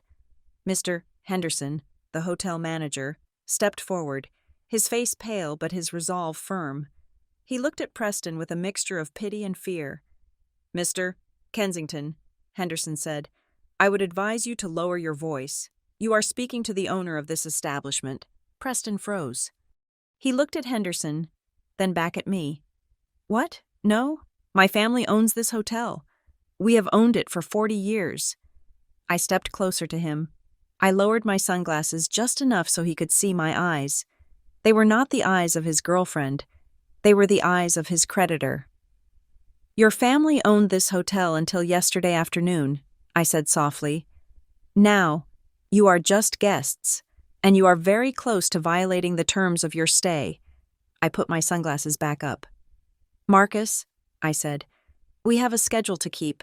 "Yes, madame," Marcus said, stepping back to clear my path. I walked past Preston. I left him standing there in the lobby, nursing his wrist, his mouth opening and closing like a fish on dry land. He couldn't process it. The reality was too big for his worldview to contain. He stood there, paralyzed by the impossibility of what he had just heard, while I walked toward the ballroom doors. The heavy mahogany doors were closed. Inside, the orchestra was playing Vivaldi. Inside, Victoria was holding a glass of champagne, thinking she had won. I nodded to the doormen. They didn't look at Preston for confirmation. They looked at me. They pulled the handles. The doors swung open. The music swelled. The scent of lilies rushed out to meet me. 500 faces turned to see the bride, expecting Isabella in white lace. Instead, they got me. I stepped onto the runner. The spotlight that was meant for the bride swung around, searching for the source of the commotion, and landed squarely on me. I was blinded for a second, a silhouette of white fire in the darkened room. The chatter stopped. The music faltered. I walked into the room, not as an intruder, but as the inevitable consequence of their actions. The wedding was about to begin, but the funeral for the Kensington reputation had already started. The silence that followed my entrance was not empty. It was heavy, pressurized, and vibrating with the collective shock of 500 people. I walked down the center aisle, the white runner feeling plush beneath my heels. To my left and right, the faces of New York's high society were frozen in tableaus of confusion. I saw the senator's wife lower her champagne flute, her mouth slightly agape. I saw the tech billionaire squint, trying to place my face from a magazine cover he had likely skimmed in a first-class lounge. The string quartet, bless their hearts, kept playing Vivaldi, but the tempo was dragging. The cellist's bow wavering as his eyes tracked my movement. I was an anomaly, in a sea of pastel chiffons and black tuxedos. My white suit was a blade of light cutting through the room. I kept my eyes fixed on the dais at the far end of the room. There, framed by an arch of white roses that had cost more than a year of college tuition, stood the Kensington women. Victoria was the first to break the paralysis. She had been holding court near the altar, accepting compliments on her daughter's behalf. When she saw me, her smile didn't just fade, it shattered. Her face went from a mask of polite condescension to a twisted map of pure, unadulterated rage. She stepped forward, her gold dress rustling aggressively. She looked like a queen whose throne room had been invaded by a peasant. "Security?" Victoria screamed. Her voice cracked, a shrill sound that tore through the polite atmosphere like a jagged nail. "Security," Get this trash out of here. Immediately. The music stopped. The cellist finally gave up. Victoria pointed a shaking finger at me. How dare you? She screeched, abandoning all pretense of decorum. You low-class little stalker. You are tracking mud onto my floor. Somebody get her out before she infects the guests. The command echoed off the vaulted ceilings. 2 large security guards, stationed near the VIP section, stepped forward instinctively. They were large men, professionals hired to keep the peace, and they moved with the heavy momentum of obedience. They looked at Victoria, then they turned their bodies toward me, preparing to intercept. I did not break my stride. I did not flinch. I did not look at the guards. I looked past them, directly at Mr.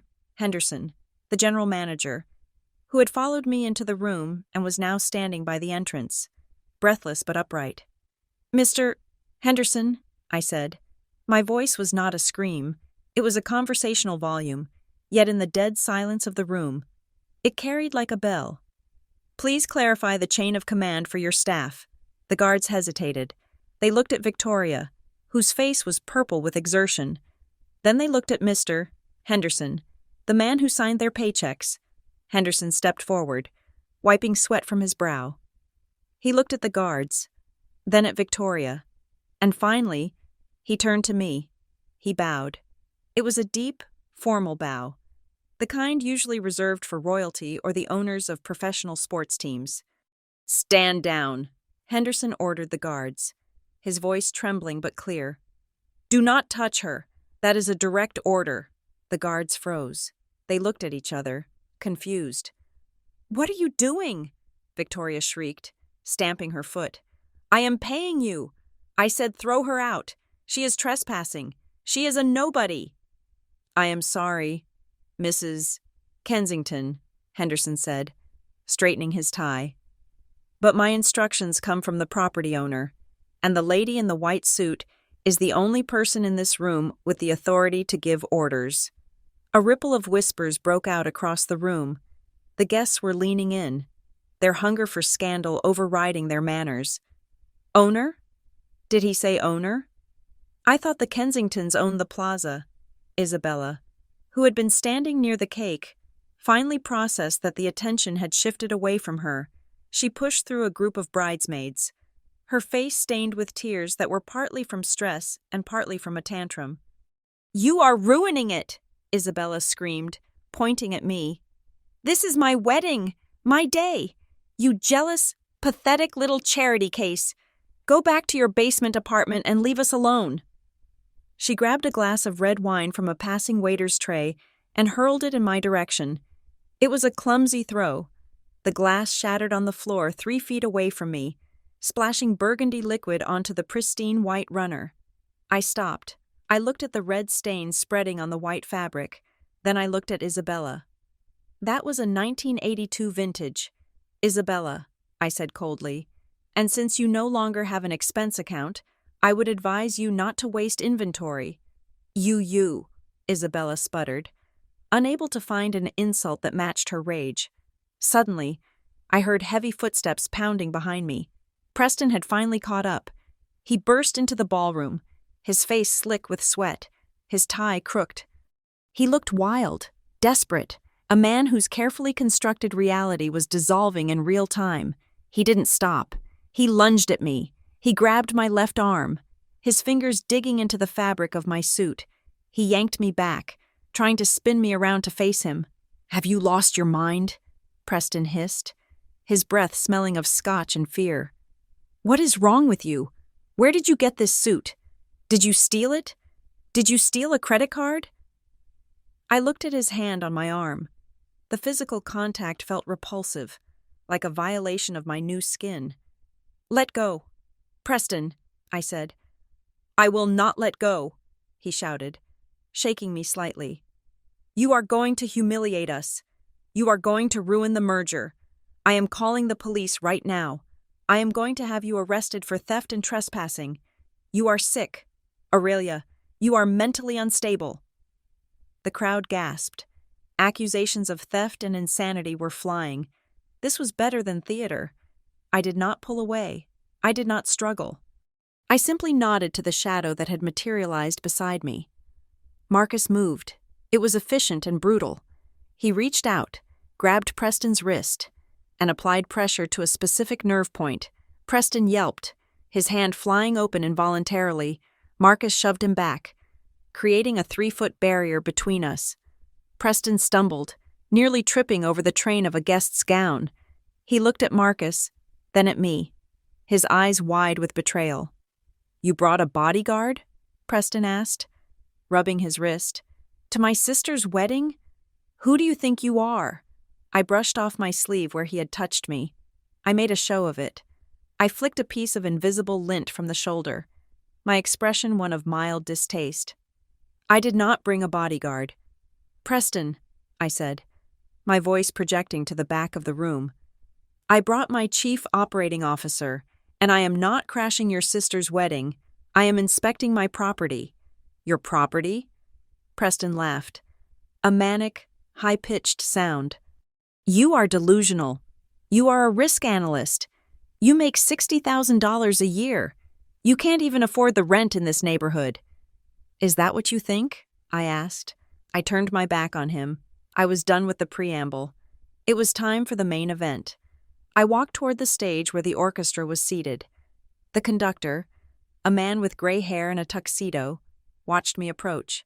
He held his baton in midair, uncertain whether to play or flee. I walked up the 3 steps to the stage. I stood in front of the microphone stand that had been set up for the toasts later in the evening. I looked at the conductor. "That will be all, maestro," I said softly.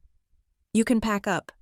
The conductor looked at Victoria, who was hyperventilating near the front row. Then he looked at me. He saw the cold certainty in my eyes. He lowered his baton and signaled the orchestra to lay down their instruments. The silence was absolute. You could hear the ice melting in the buckets. I turned to face the room. From this elevation, I could see everyone. I saw the faces of the bankers who had sold me the debt. They were pale. Realizing suddenly who the anonymous buyer was, I saw the faces of the social climbers, hungry for the drama, and right in the center, I saw the Kensington family, Victoria, Isabella, and Preston, clustered together like shipwreck survivors on a shrinking island. I reached out and adjusted the microphone. I tapped it once. The sound thumped through the massive speakers, a heartbeat of electronic power. I took a breath. I didn't need to shout. The system did the work for me. "Good evening, everyone," I said. My voice was smooth, professional, the voice of a CEO addressing a shareholder meeting. "I apologize for the interruption to the festivities.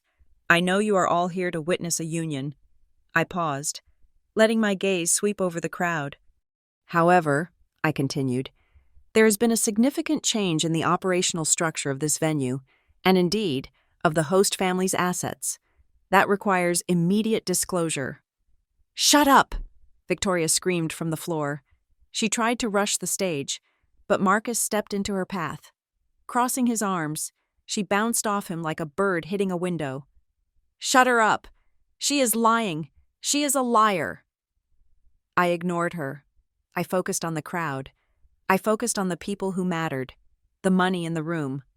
"My name is Aurelia Everhart," I announced. "For the past 8 months, many of you have known me as the quiet girl in the corner, the girl who wasn't quite good enough, the girl who was, to quote my former hostess, low class." I took off my sunglasses. I let them see my eyes. "But in the financial sector, I am known by a different title. I am the founder and managing partner of Vanguard Horizon." A gasp went through the room. The name Vanguard Horizon meant something to these people. It meant predatory capital. It meant the grim reaper of Wall Street. I saw the CEO of Sovereign Bank, who was sitting at table 4, stand up abruptly. He looked terrified. He had sold the debt package yesterday. He realized, in that second, that he had sold it to the girlfriend of the debtor. "As of 4:59 yesterday afternoon," I continued, my voice hardening, "Vanguard Horizon acquired 100% of the debt obligations of Kensington Global Holdings. We also executed a clause to purchase the controlling equity interest in the parent company. I looked down at Preston. He was staring up at me, his mouth open, his face draining of color until he looked like a ghost. "This hotel," I said, gesturing to the walls around us. "The estate you slept in last night, the cars in the driveway, and the champagne in your glasses, they are no longer the property of the Kensington family." I leaned into the microphone, my voice dropping an octave, becoming intimate and lethal. "They are mine." The room erupted. It wasn't applause. It was the sound of chaos. People were shouting, asking questions, pulling out phones. Isabella collapsed onto a chair, sobbing into her hands. Victoria was clawing at Marcus's sleeve, screaming obscenities. But Preston just stared. He looked at me, the woman he had dismissed, the woman he had used for pocket change, and in his eyes, I saw the dawning horror of a man who realizes he has just burned down his own house while he was still inside it. "And," I said, cutting through the noise, "since I am now the sole proprietor of this establishment, I have decided to make some adjustments to the guest list." I smiled. It was a smile that didn't reach my eyes. "Mrs. Kensington," I said, addressing Victoria directly over the sound system, "you mentioned earlier that low-class people do not belong at a royal wedding." "I find myself in total agreement." I pointed to the doors. "Security," I commanded, "please escort the former owners off the premises. They are disrupting my event." The ballroom of the Grand Plaza Hotel was a vacuum of stunned silence, a fragile bubble that was about to burst. Standing on the stage, looking down at the 500 faces upturned in various states of shock and confusion, I felt a surge of adrenaline that was entirely different from the nervous energy I used to feel when presenting a quarterly risk report. This was the cold, hard rush of absolute control. I was no longer the passenger in the Kensington vehicle. I was the one holding the steering wheel, and I was driving them off a cliff. Victoria Kensington was the first to shatter the silence. The realization of what I had said, and the sheer audacity of my presence on her stage, snapped the last thread of her composure. She did not look like a matriarch anymore. She looked like a cornered animal. "You are lying!" she shrieked, her voice tearing through the amplification system's lingering echo. "You are a fraud! Get away from that microphone!" She hiked up her gold gown and lunged for the stairs leading to the stage. Her face was twisted into a mask of pure hatred, her manicured claws reaching out as if she intended to physically drag me down to her level. She moved with a desperate speed, fueled by the terrifying knowledge that her world was collapsing. She made it to the first step. She never made it to the second. Marcus stepped forward. He did not shove her. He did not strike her. He simply occupied the space she wanted to be in. He was an immovable object against her irresistible force. Victoria collided with his chest and bounced back, stumbling on her high heels. "Get out of my way!" she screamed, slapping at his arm. "Do you know who I am? I am Victoria Kensington." "I know exactly who you are, Mrs. Kensington," Marcus said. His voice was not amplified, but in the dead quiet of the room, everyone heard it. "You are the former chairman of the board, and according to the bylaws of the company, you no longer have floor privileges." He reached into his jacket pocket and pulled out a thick blue dossier. It was heavy, bound with legal tape, and stamped with the Vanguard Horizon seal. He held it out to her. "This is your severance package," Marcus said calmly. "It details the transfer of assets and the termination of your executive powers effective as of 8 o'clock this morning." Victoria stared at the folder as if it were a bomb. She didn't take it. She swatted it away. The folder hit the floor, spilling papers across the white runner, spreadsheets, bank transfer records, and foreclosure notices fanned out like a deck of cards at a magician's worst show. I leaned back into the microphone. "She does not want to read it," I said, my voice echoing through the hall. "That is fine. I can summarize it for the room." I looked out at the sea of tuxedos and gowns. I made eye contact with the chairman of Sovereign Bank, Mr. Sterling, the father of the girl Preston was supposed to marry. He was standing now, his face pale, clutching his napkin. "My name," I repeated, enunciating every syllable, "is Aurelia Everhart. I am the founder and majority shareholder of Vanguard Horizon. For those of you who work in private equity, you know that my firm does not buy companies to save them. We buy them to correct them."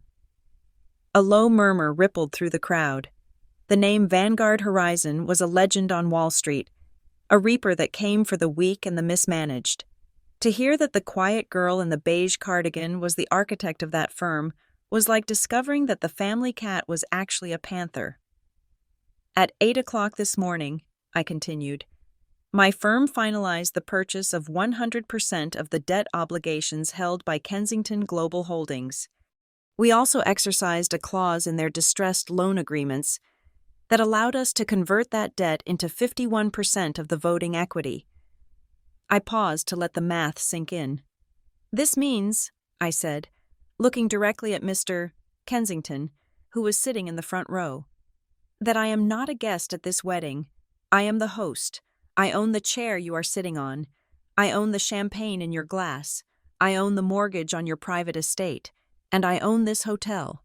Mr. Kensington, a man who had spent his life hiding behind his wife's ferocity, turned a shade of gray I had never seen on a living human.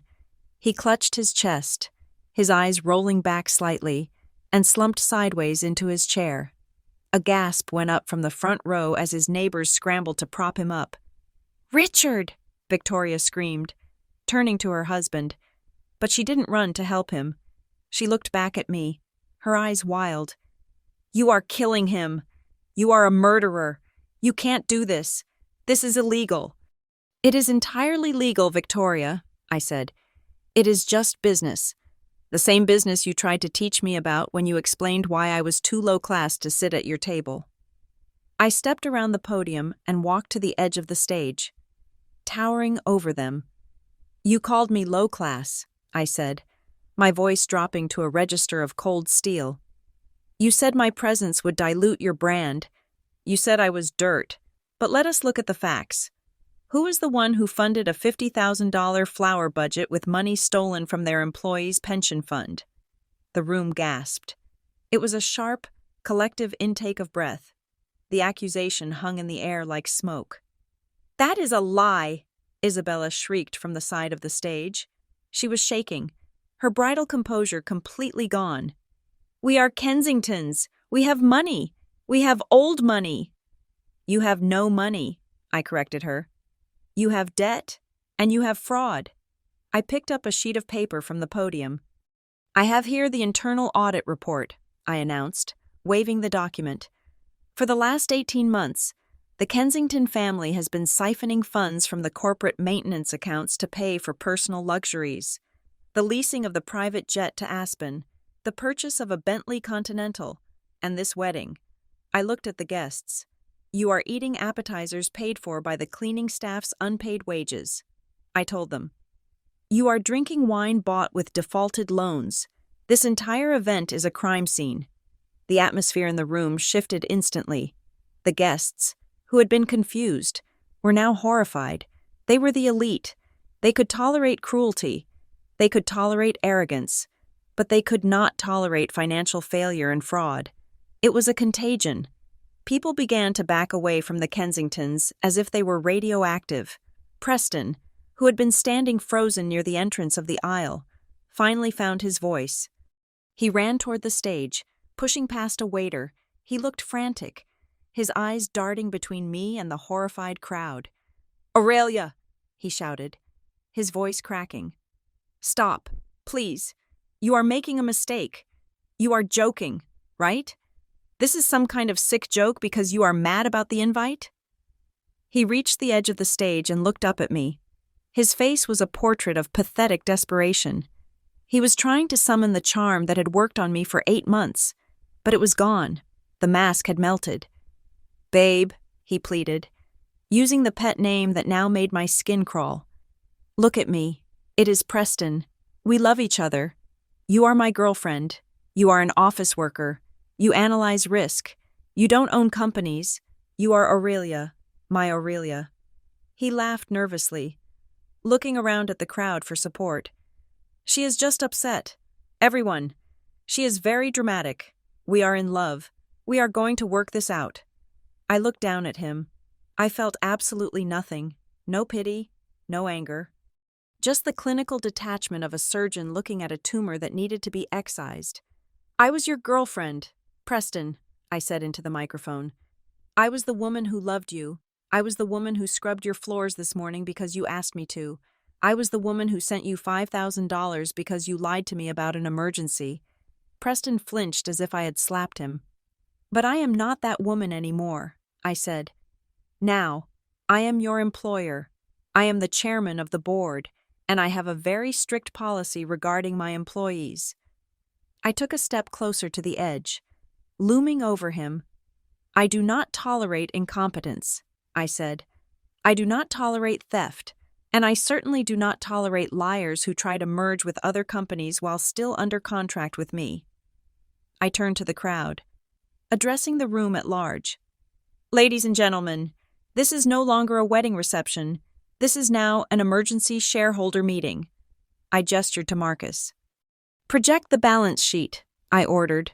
A massive screen descended from the ceiling behind the stage, covering the white floral archway. A projector hummed to life. Suddenly, the romantic lighting was replaced by the harsh glare of a spreadsheet. The numbers were red, deep, bloody red. "As you can see," I narrated, pointing to the screen, "Kensington Global is technically insolvent. The liabilities exceed the assets by a factor of 3. The only reason this company has not filed for Chapter 11 bankruptcy is because they have been falsifying their quarterly reports to Sovereign Bank." I looked at Mr. Sterling, the banker. "Mr. Sterling," I said politely, "I believe you have a clause in your lending agreement regarding material misrepresentation of assets. I suggest you check page 4 of the dossier my associate just handed to Mrs. Kensington." Mr. Sterling looked at the screen. He looked at the numbers. He was a professional. He recognized the pattern immediately. He turned to Victoria, his face hardening into granite. "Victoria," Sterling said, his voice booming without a microphone, "is this true? Did you pledge the hotel as collateral twice?" Victoria was hyperventilating. She looked at the screen, then at me. "It was a bridge loan.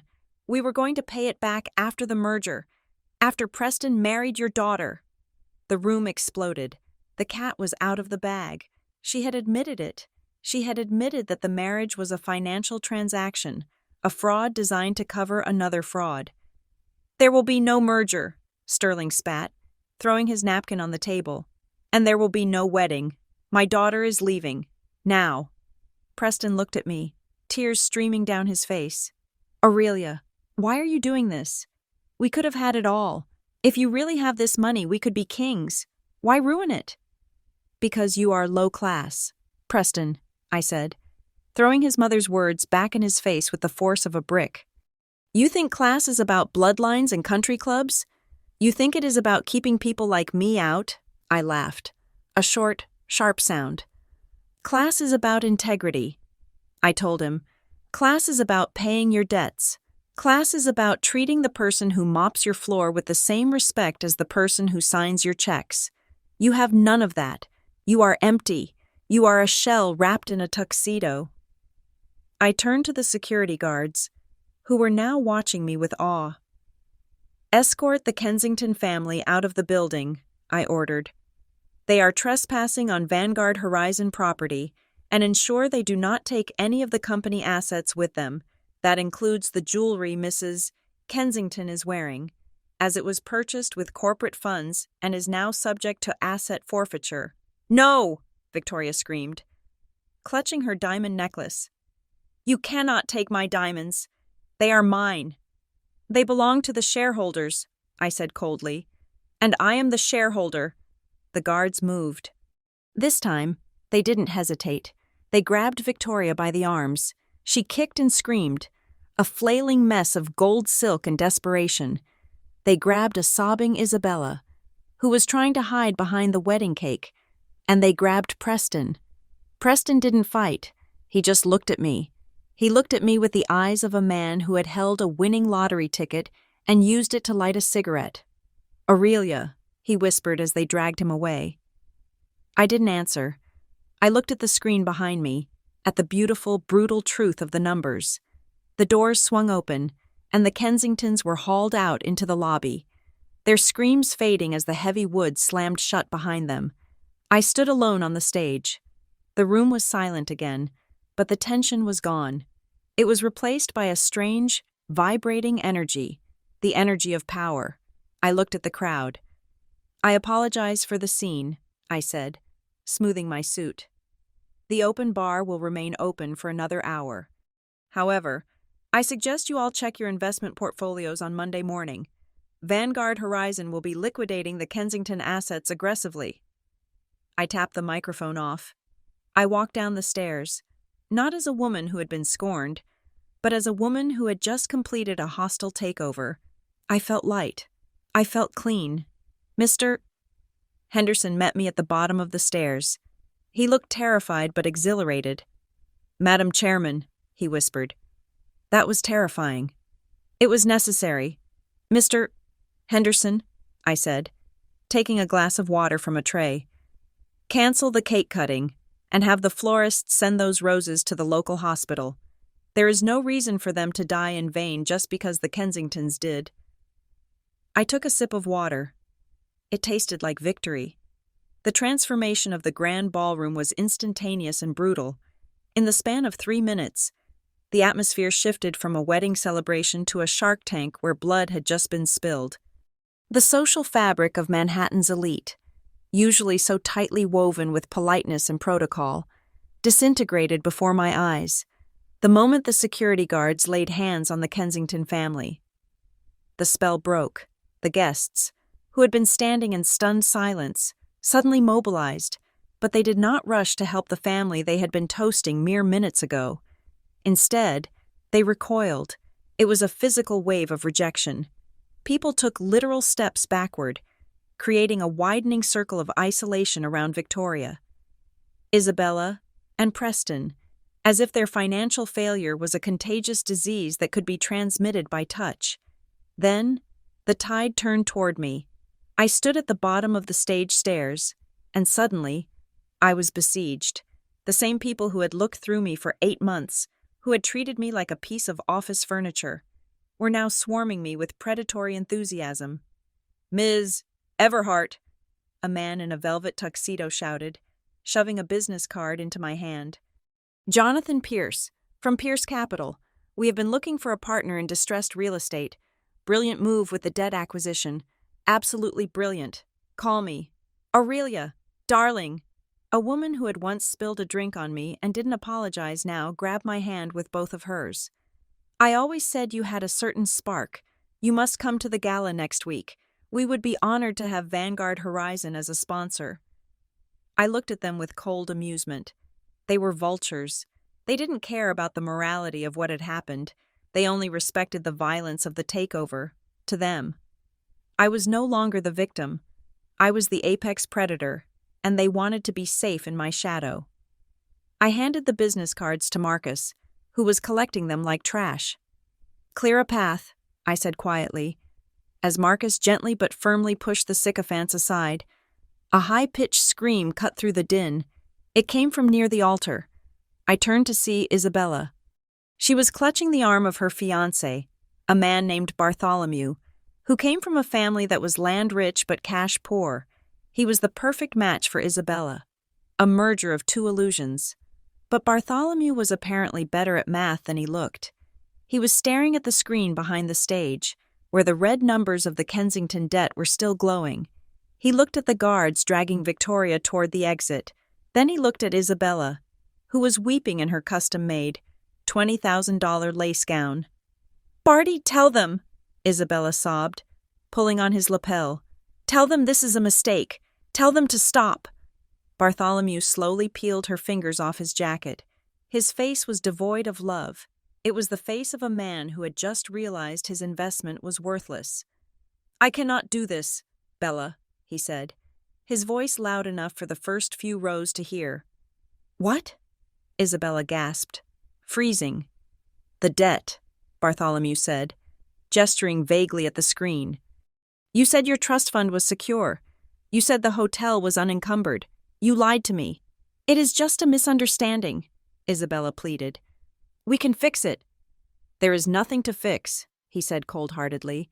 I am not marrying into bankruptcy. My family cannot absorb this kind of liability, with a movement that was shockingly casual. He reached up to his lapel and unpinned the white rose boutonniere. He looked at it for a second, then dropped it onto the floor. It landed right next to the puddle of spilled wine. Barty, no! Isabella screamed, a raw, ugly sound that made the guests cringe. He turned his back on her and walked away, disappearing into the crowd without looking back once. Isabella stood there, a bride without a groom, a princess without a kingdom, wrapped in $20,000 of silk that she would never be able to pay for. She collapsed onto the floor, her dress billowing around her like a deflated parachute, sobbing into the white carpet. The security guards finally reached her. They didn't care about her heartbreak. They had orders. One of them grabbed her arm and hauled her up. "Let me go!" she shrieked. "I am the bride! I am the bride!" "You are a trespasser," the guard grunted, pulling her toward the exit. Meanwhile, Victoria had managed to shake off the guard holding her for a brief second. She didn't run for the door. She ran toward me. She stopped 10 feet away, blocked by Marcus, but she was close enough for me to see the mascara running down her face. She looked manic, her hair wild, her eyes wide with a mixture of terror and disbelief. "Aurelia!" she shouted, her voice trembling. "You cannot do this. You cannot just throw us out onto the street. We are people. We are family." The room went quiet again. The audacity of the word hung in the air. Family. I signaled Marcus to let her speak. I wanted everyone to hear this. "Family?" I repeated, my voice calm and sharp as a scalpel. "That is an interesting word choice. Victoria, was I family when you made me sit at the children's table at Christmas? Was I family when you told the staff to serve me last? Was I family 3 days ago when you threw my invitation into the fireplace and told me I was not welcome in this room?" Victoria flinched, but she kept going, desperate to find a lever she could pull. I was stressed. I was trying to protect our image. But deep down, I always knew you were capable. I knew you were smart. Please, Aurelia, we can work together. You are the chairman now? Fine, keep us on the board. We know the business. We can help you run it. Don't destroy us. We are the only family Preston has. If you marry him, we will be your family too. She was bargaining. She was actually trying to negotiate a surrender that allowed her to keep her title. I took a step closer to her. I wanted her to see the absolute lack of mercy in my eyes. "You are confused, Victoria," I said. "I did not buy this company to run it with you. I bought it to clean it." I pointed to the door. "You called me low class," I reminded her, letting the words echo. "You said I would dirty the frame. You said I wasn't fit to be seen with you. Well, you were right about one thing. We do not belong in the same room. But it is not because I am beneath you. It is because I am the landlord, and you are a tenant who hasn't paid rent in 6 months. I pulled a folded document from my pocket, the copy of the board resolution I had signed the night before. "This is an official notice of termination," I said, holding it up. "The low-class girl is officially firing you. You are removed from the board. You are stripped of your titles, and you are banned from all Vanguard Horizon properties effectively immediately." I tossed the paper toward her. It fluttered down and landed on top of Isabella's abandoned boutonniere. "Get them out," I ordered the guards. Victoria let out a wail that sounded less like a human and more like a banshee. "No, you can't. This is my hotel. My grandfather built this." The guards grabbed her again. Less gently this time. They began to drag her backward. Then Preston made his move. He had been standing silently while his sister was dumped and his mother was fired, paralyzed by shock. But as he saw the walls truly closing in, self-preservation kicked in. He broke away from the guard holding his arm and threw himself at my feet. He actually knelt. He knelt on the white runner. his tuxedo knees hitting the floor with a thud. He reached out and grabbed my hand before I could pull away. His hands were cold and clammy. "Aurelia, please," he sobbed, looking up at me with tears streaming down his face. "Please, baby, don't do this. I didn't know. I swear I didn't know how bad the money was." "Stand up. Preston," I said, disgust curling in my stomach. "You are embarrassing yourself." "I don't care," he cried, tightening his grip. "I will beg. I will do anything. It was her. It was Mother. She made me do it. She made me agree to the merger. She told me if I didn't date the Sterling girl, she would cut me off. I was a victim. Aurelia, I love you. I only did it because I was scared of her." He was throwing his own mother under the bus to save his access to my bank account. It was the most pathetic display of cowardice I had ever witnessed. I looked at the man I had spent 8 months with. I looked at the jawline I used to think was handsome, now slack with fear. I looked at the eyes I used to think were kind, now revealing the emptiness behind them. I yanked my hand away from his grip. I wiped it on the side of my white suit, a gesture of cleansing. "You were not forced. Preston," I said, my voice low and final. "You were not a hostage. You were a participant. You liked the suits. You liked the dinners. You liked the status. And when she told you to trade me in for a bigger check, you didn't fight. You didn't defend me. You calculated the exchange rate, and you agreed." "I can change," he pleaded, crawling forward an inch. "I can learn. Teach me. Aurelia, let me work for you. We can run this together." I looked down at him with the cold distance of a god looking at an insect. "I do not date employees, Preston," I said, "and I certainly do not date parasites." I signaled Marcus. "Take him." Marcus stepped forward and grabbed Preston by the back of his collar. Hauling him to his feet like a misbehaving puppy, Preston flailed, reaching out for me, but he was already being dragged away. "Aurelia, I love you. Don't do this." His screams faded as he was pulled toward the double doors. The procession of the damned moved through the ballroom. First Isabella, weeping and dragging her ruined dress, then Victoria, still screaming threats and claiming she was royalty, and finally Preston, sobbing and begging. They reached the main doors, the doormen, who had watched the entire scene with wide eyes. Through the doors open, outside, the world was waiting. My team had not just bought the debt, we had tipped off the press. As the Kensington family was shoved out onto the sidewalk of Fifth Avenue, they were met not by their limousine, but by a wall of flashing lights. The paparazzi had been told there was a scandal at the wedding of the year. They were expecting a breakup. They got an eviction. I could hear the chaos from inside the ballroom, the shouts of reporters, the blinding flashes of cameras capturing Victoria's ruined makeup, Isabella's tantrum, and Preston's tears. It was the end of their social life. By tomorrow morning, their faces would be on the cover of every tabloid in the city, labeled as frauds and failures. The doors slammed shut, cutting off the noise from the street. The ballroom was silent. The guests were still standing there, unsure of what to do. They looked at me with fear and awe. They were waiting for my next move. They were terrified that I had a dossier on them too. "The show is over," I announced, my voice echoing in the sudden quiet. "You may all leave. The valet has been instructed to retrieve your cars immediately." It was a dismissal. I was kicking out the entire upper crust of New York society. They didn't argue. They didn't linger. They scurried toward the exits like cockroaches when the lights come on. The senator, the bankers, the socialites.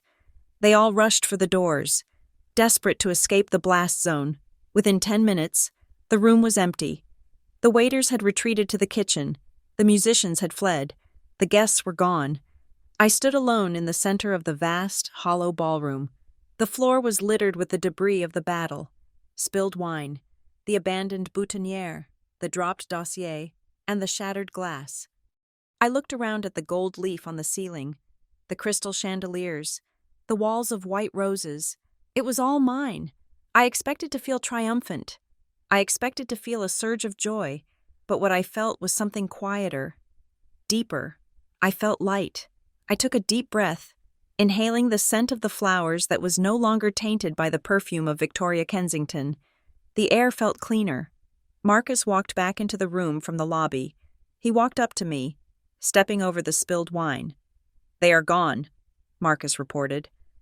"The press is having a field day. Victoria tried to attack a photographer and tripped over her gown. It is undignified."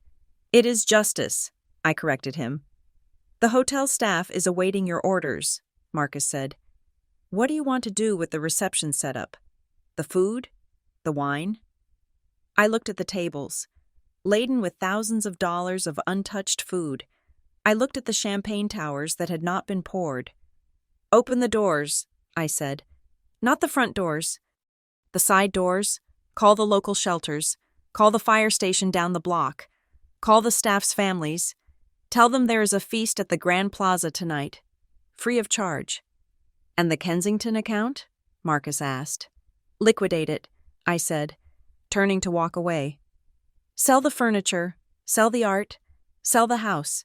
Use the proceeds to pay the back wages of every maid, driver, and florist they stiffed. I want everyone paid in full by Monday." "And what about you?" "Aurelia?" Marcus asked. "What are you going to do?" I paused. I looked down at my white suit. It was spotless. I had walked through the mud, and I hadn't gotten a speck on me. "Me?" I said, a small, genuine smile finally touching my lips. "I am going to go home. I have a company to run, and I think I need to buy some new shoes. These ones have walked through too much trash."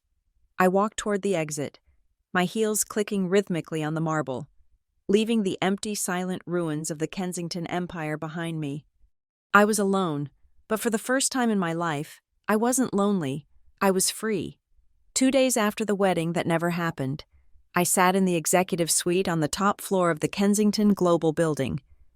The name on the glass door still read Victoria Kensington, but the woman herself was currently sitting in a lawyer's office somewhere, trying to figure out how to navigate a world where she could no longer charge her existence to a corporate expense account. The office was vast and tasteless, filled with heavy velvet drapes and gold-framed portraits of ancestors who looked down with disapproval.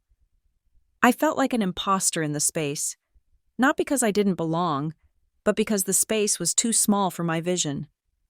Marcus stood by the window, looking out at the Manhattan skyline. The morning sunlight was harsh, stripping away the romance of the city and leaving only the steel and glass reality. "The board is waiting for your decision on the restructuring," Marcus said, turning to face me. "The analysts are suggesting we keep the hotel chain. It is a cash cow if managed correctly. We could rebrand it. Vanguard Luxury Hotels has a nice ring to it." I swiveled the leather chair around, looking at the desk where Victoria used to sign her fraudulent checks. I ran my hand over the mahogany surface. It felt cold. It felt cursed. "No," I said firmly. "I do not want it." Marcus raised an eyebrow. "You do not want a portfolio worth $200 million? "I do not want this portfolio," I clarified. "This company is built on rot. Every brick in that hotel, every beam in this tower. It is all infused with their toxicity. If we keep it, we keep their ghost. I want it gone." I picked up a file from the desk. It was a list of the unsecured creditors, the small businesses, the florists, the caterers, and the cleaning staff who had been stiffed by the Kensingtons for years. "Break it up," I ordered. "Sell the hotels to the Hilton Group. They have been sniffing around for years. Sell the real estate portfolio to the highest bidder. Sell the office furniture. Sell the art on the walls. I want everything liquidated." "And the proceeds?" Marcus asked, taking notes on his tablet. "First, pay off the secured debt to the banks so we clear our own books," I instructed. "But with the surplus, and there will be a surplus, I want you to make whole every single person on this list." I tapped the file of the little people. "I want the florist paid with interest," I said, my voice rising with passion. "I want the maid who was fired for spilling wine to receive a severance package equal to 2 years of salary. I want the driver who was screamed at to get a pension. The Kensingtons use these people as stepping stones. I want to use the Kensington fortune to build them a safety net."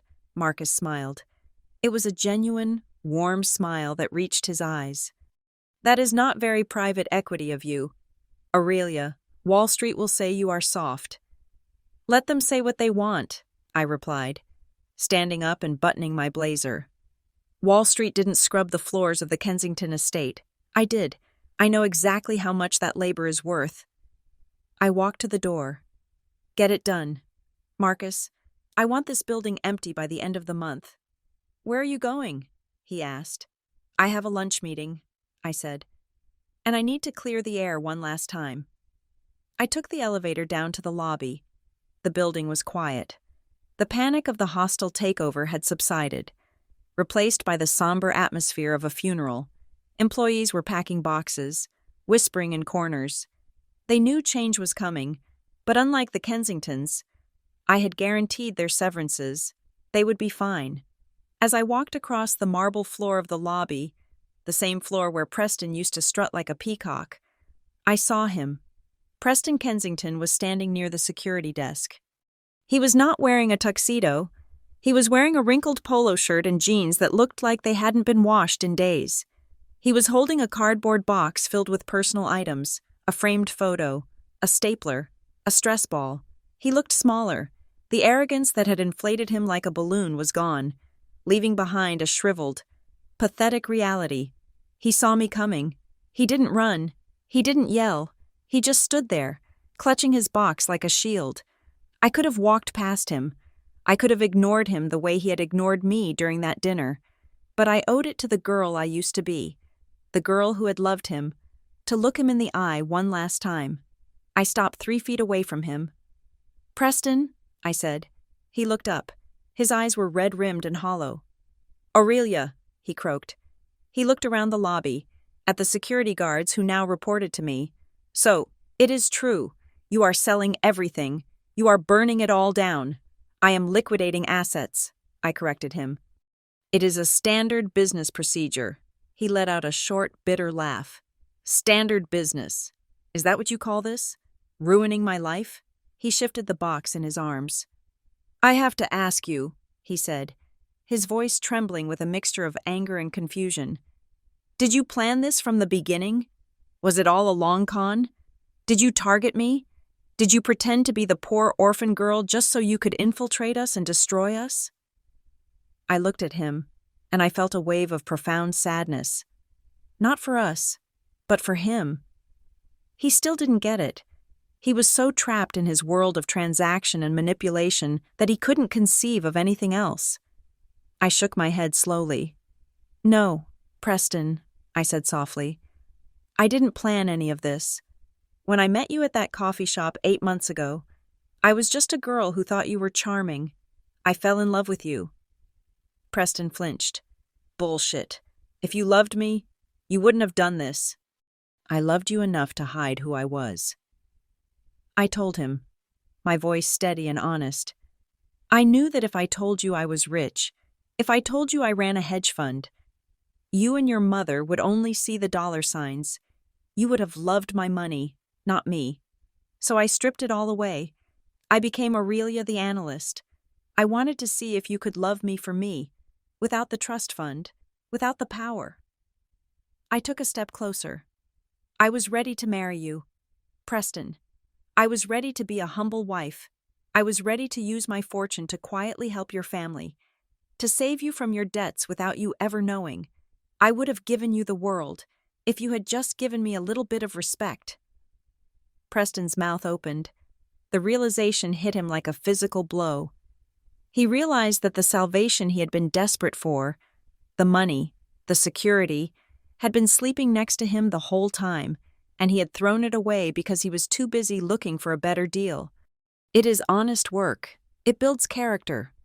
"You are cruel," he muttered. "I am fair," I said. "Goodbye, Preston. Try not to drop that box. Security will not help you pick it up." I turned on my heel and walked away. I didn't look back. I could hear his shuffling footsteps heading toward the revolving door. heading out into a world where he was finally, truly, just like everyone else. I walked out of the building and into the bright, sharp air of the afternoon. The curb was lined with black cars, but I walked toward the one with the Vanguard Horizon flag on the fender. Marcus was waiting, holding the rear door open. I slid into the leather seat. It felt comfortable. It felt right. Marcus closed the door and got into the front seat. He looked at me in the rearview mirror.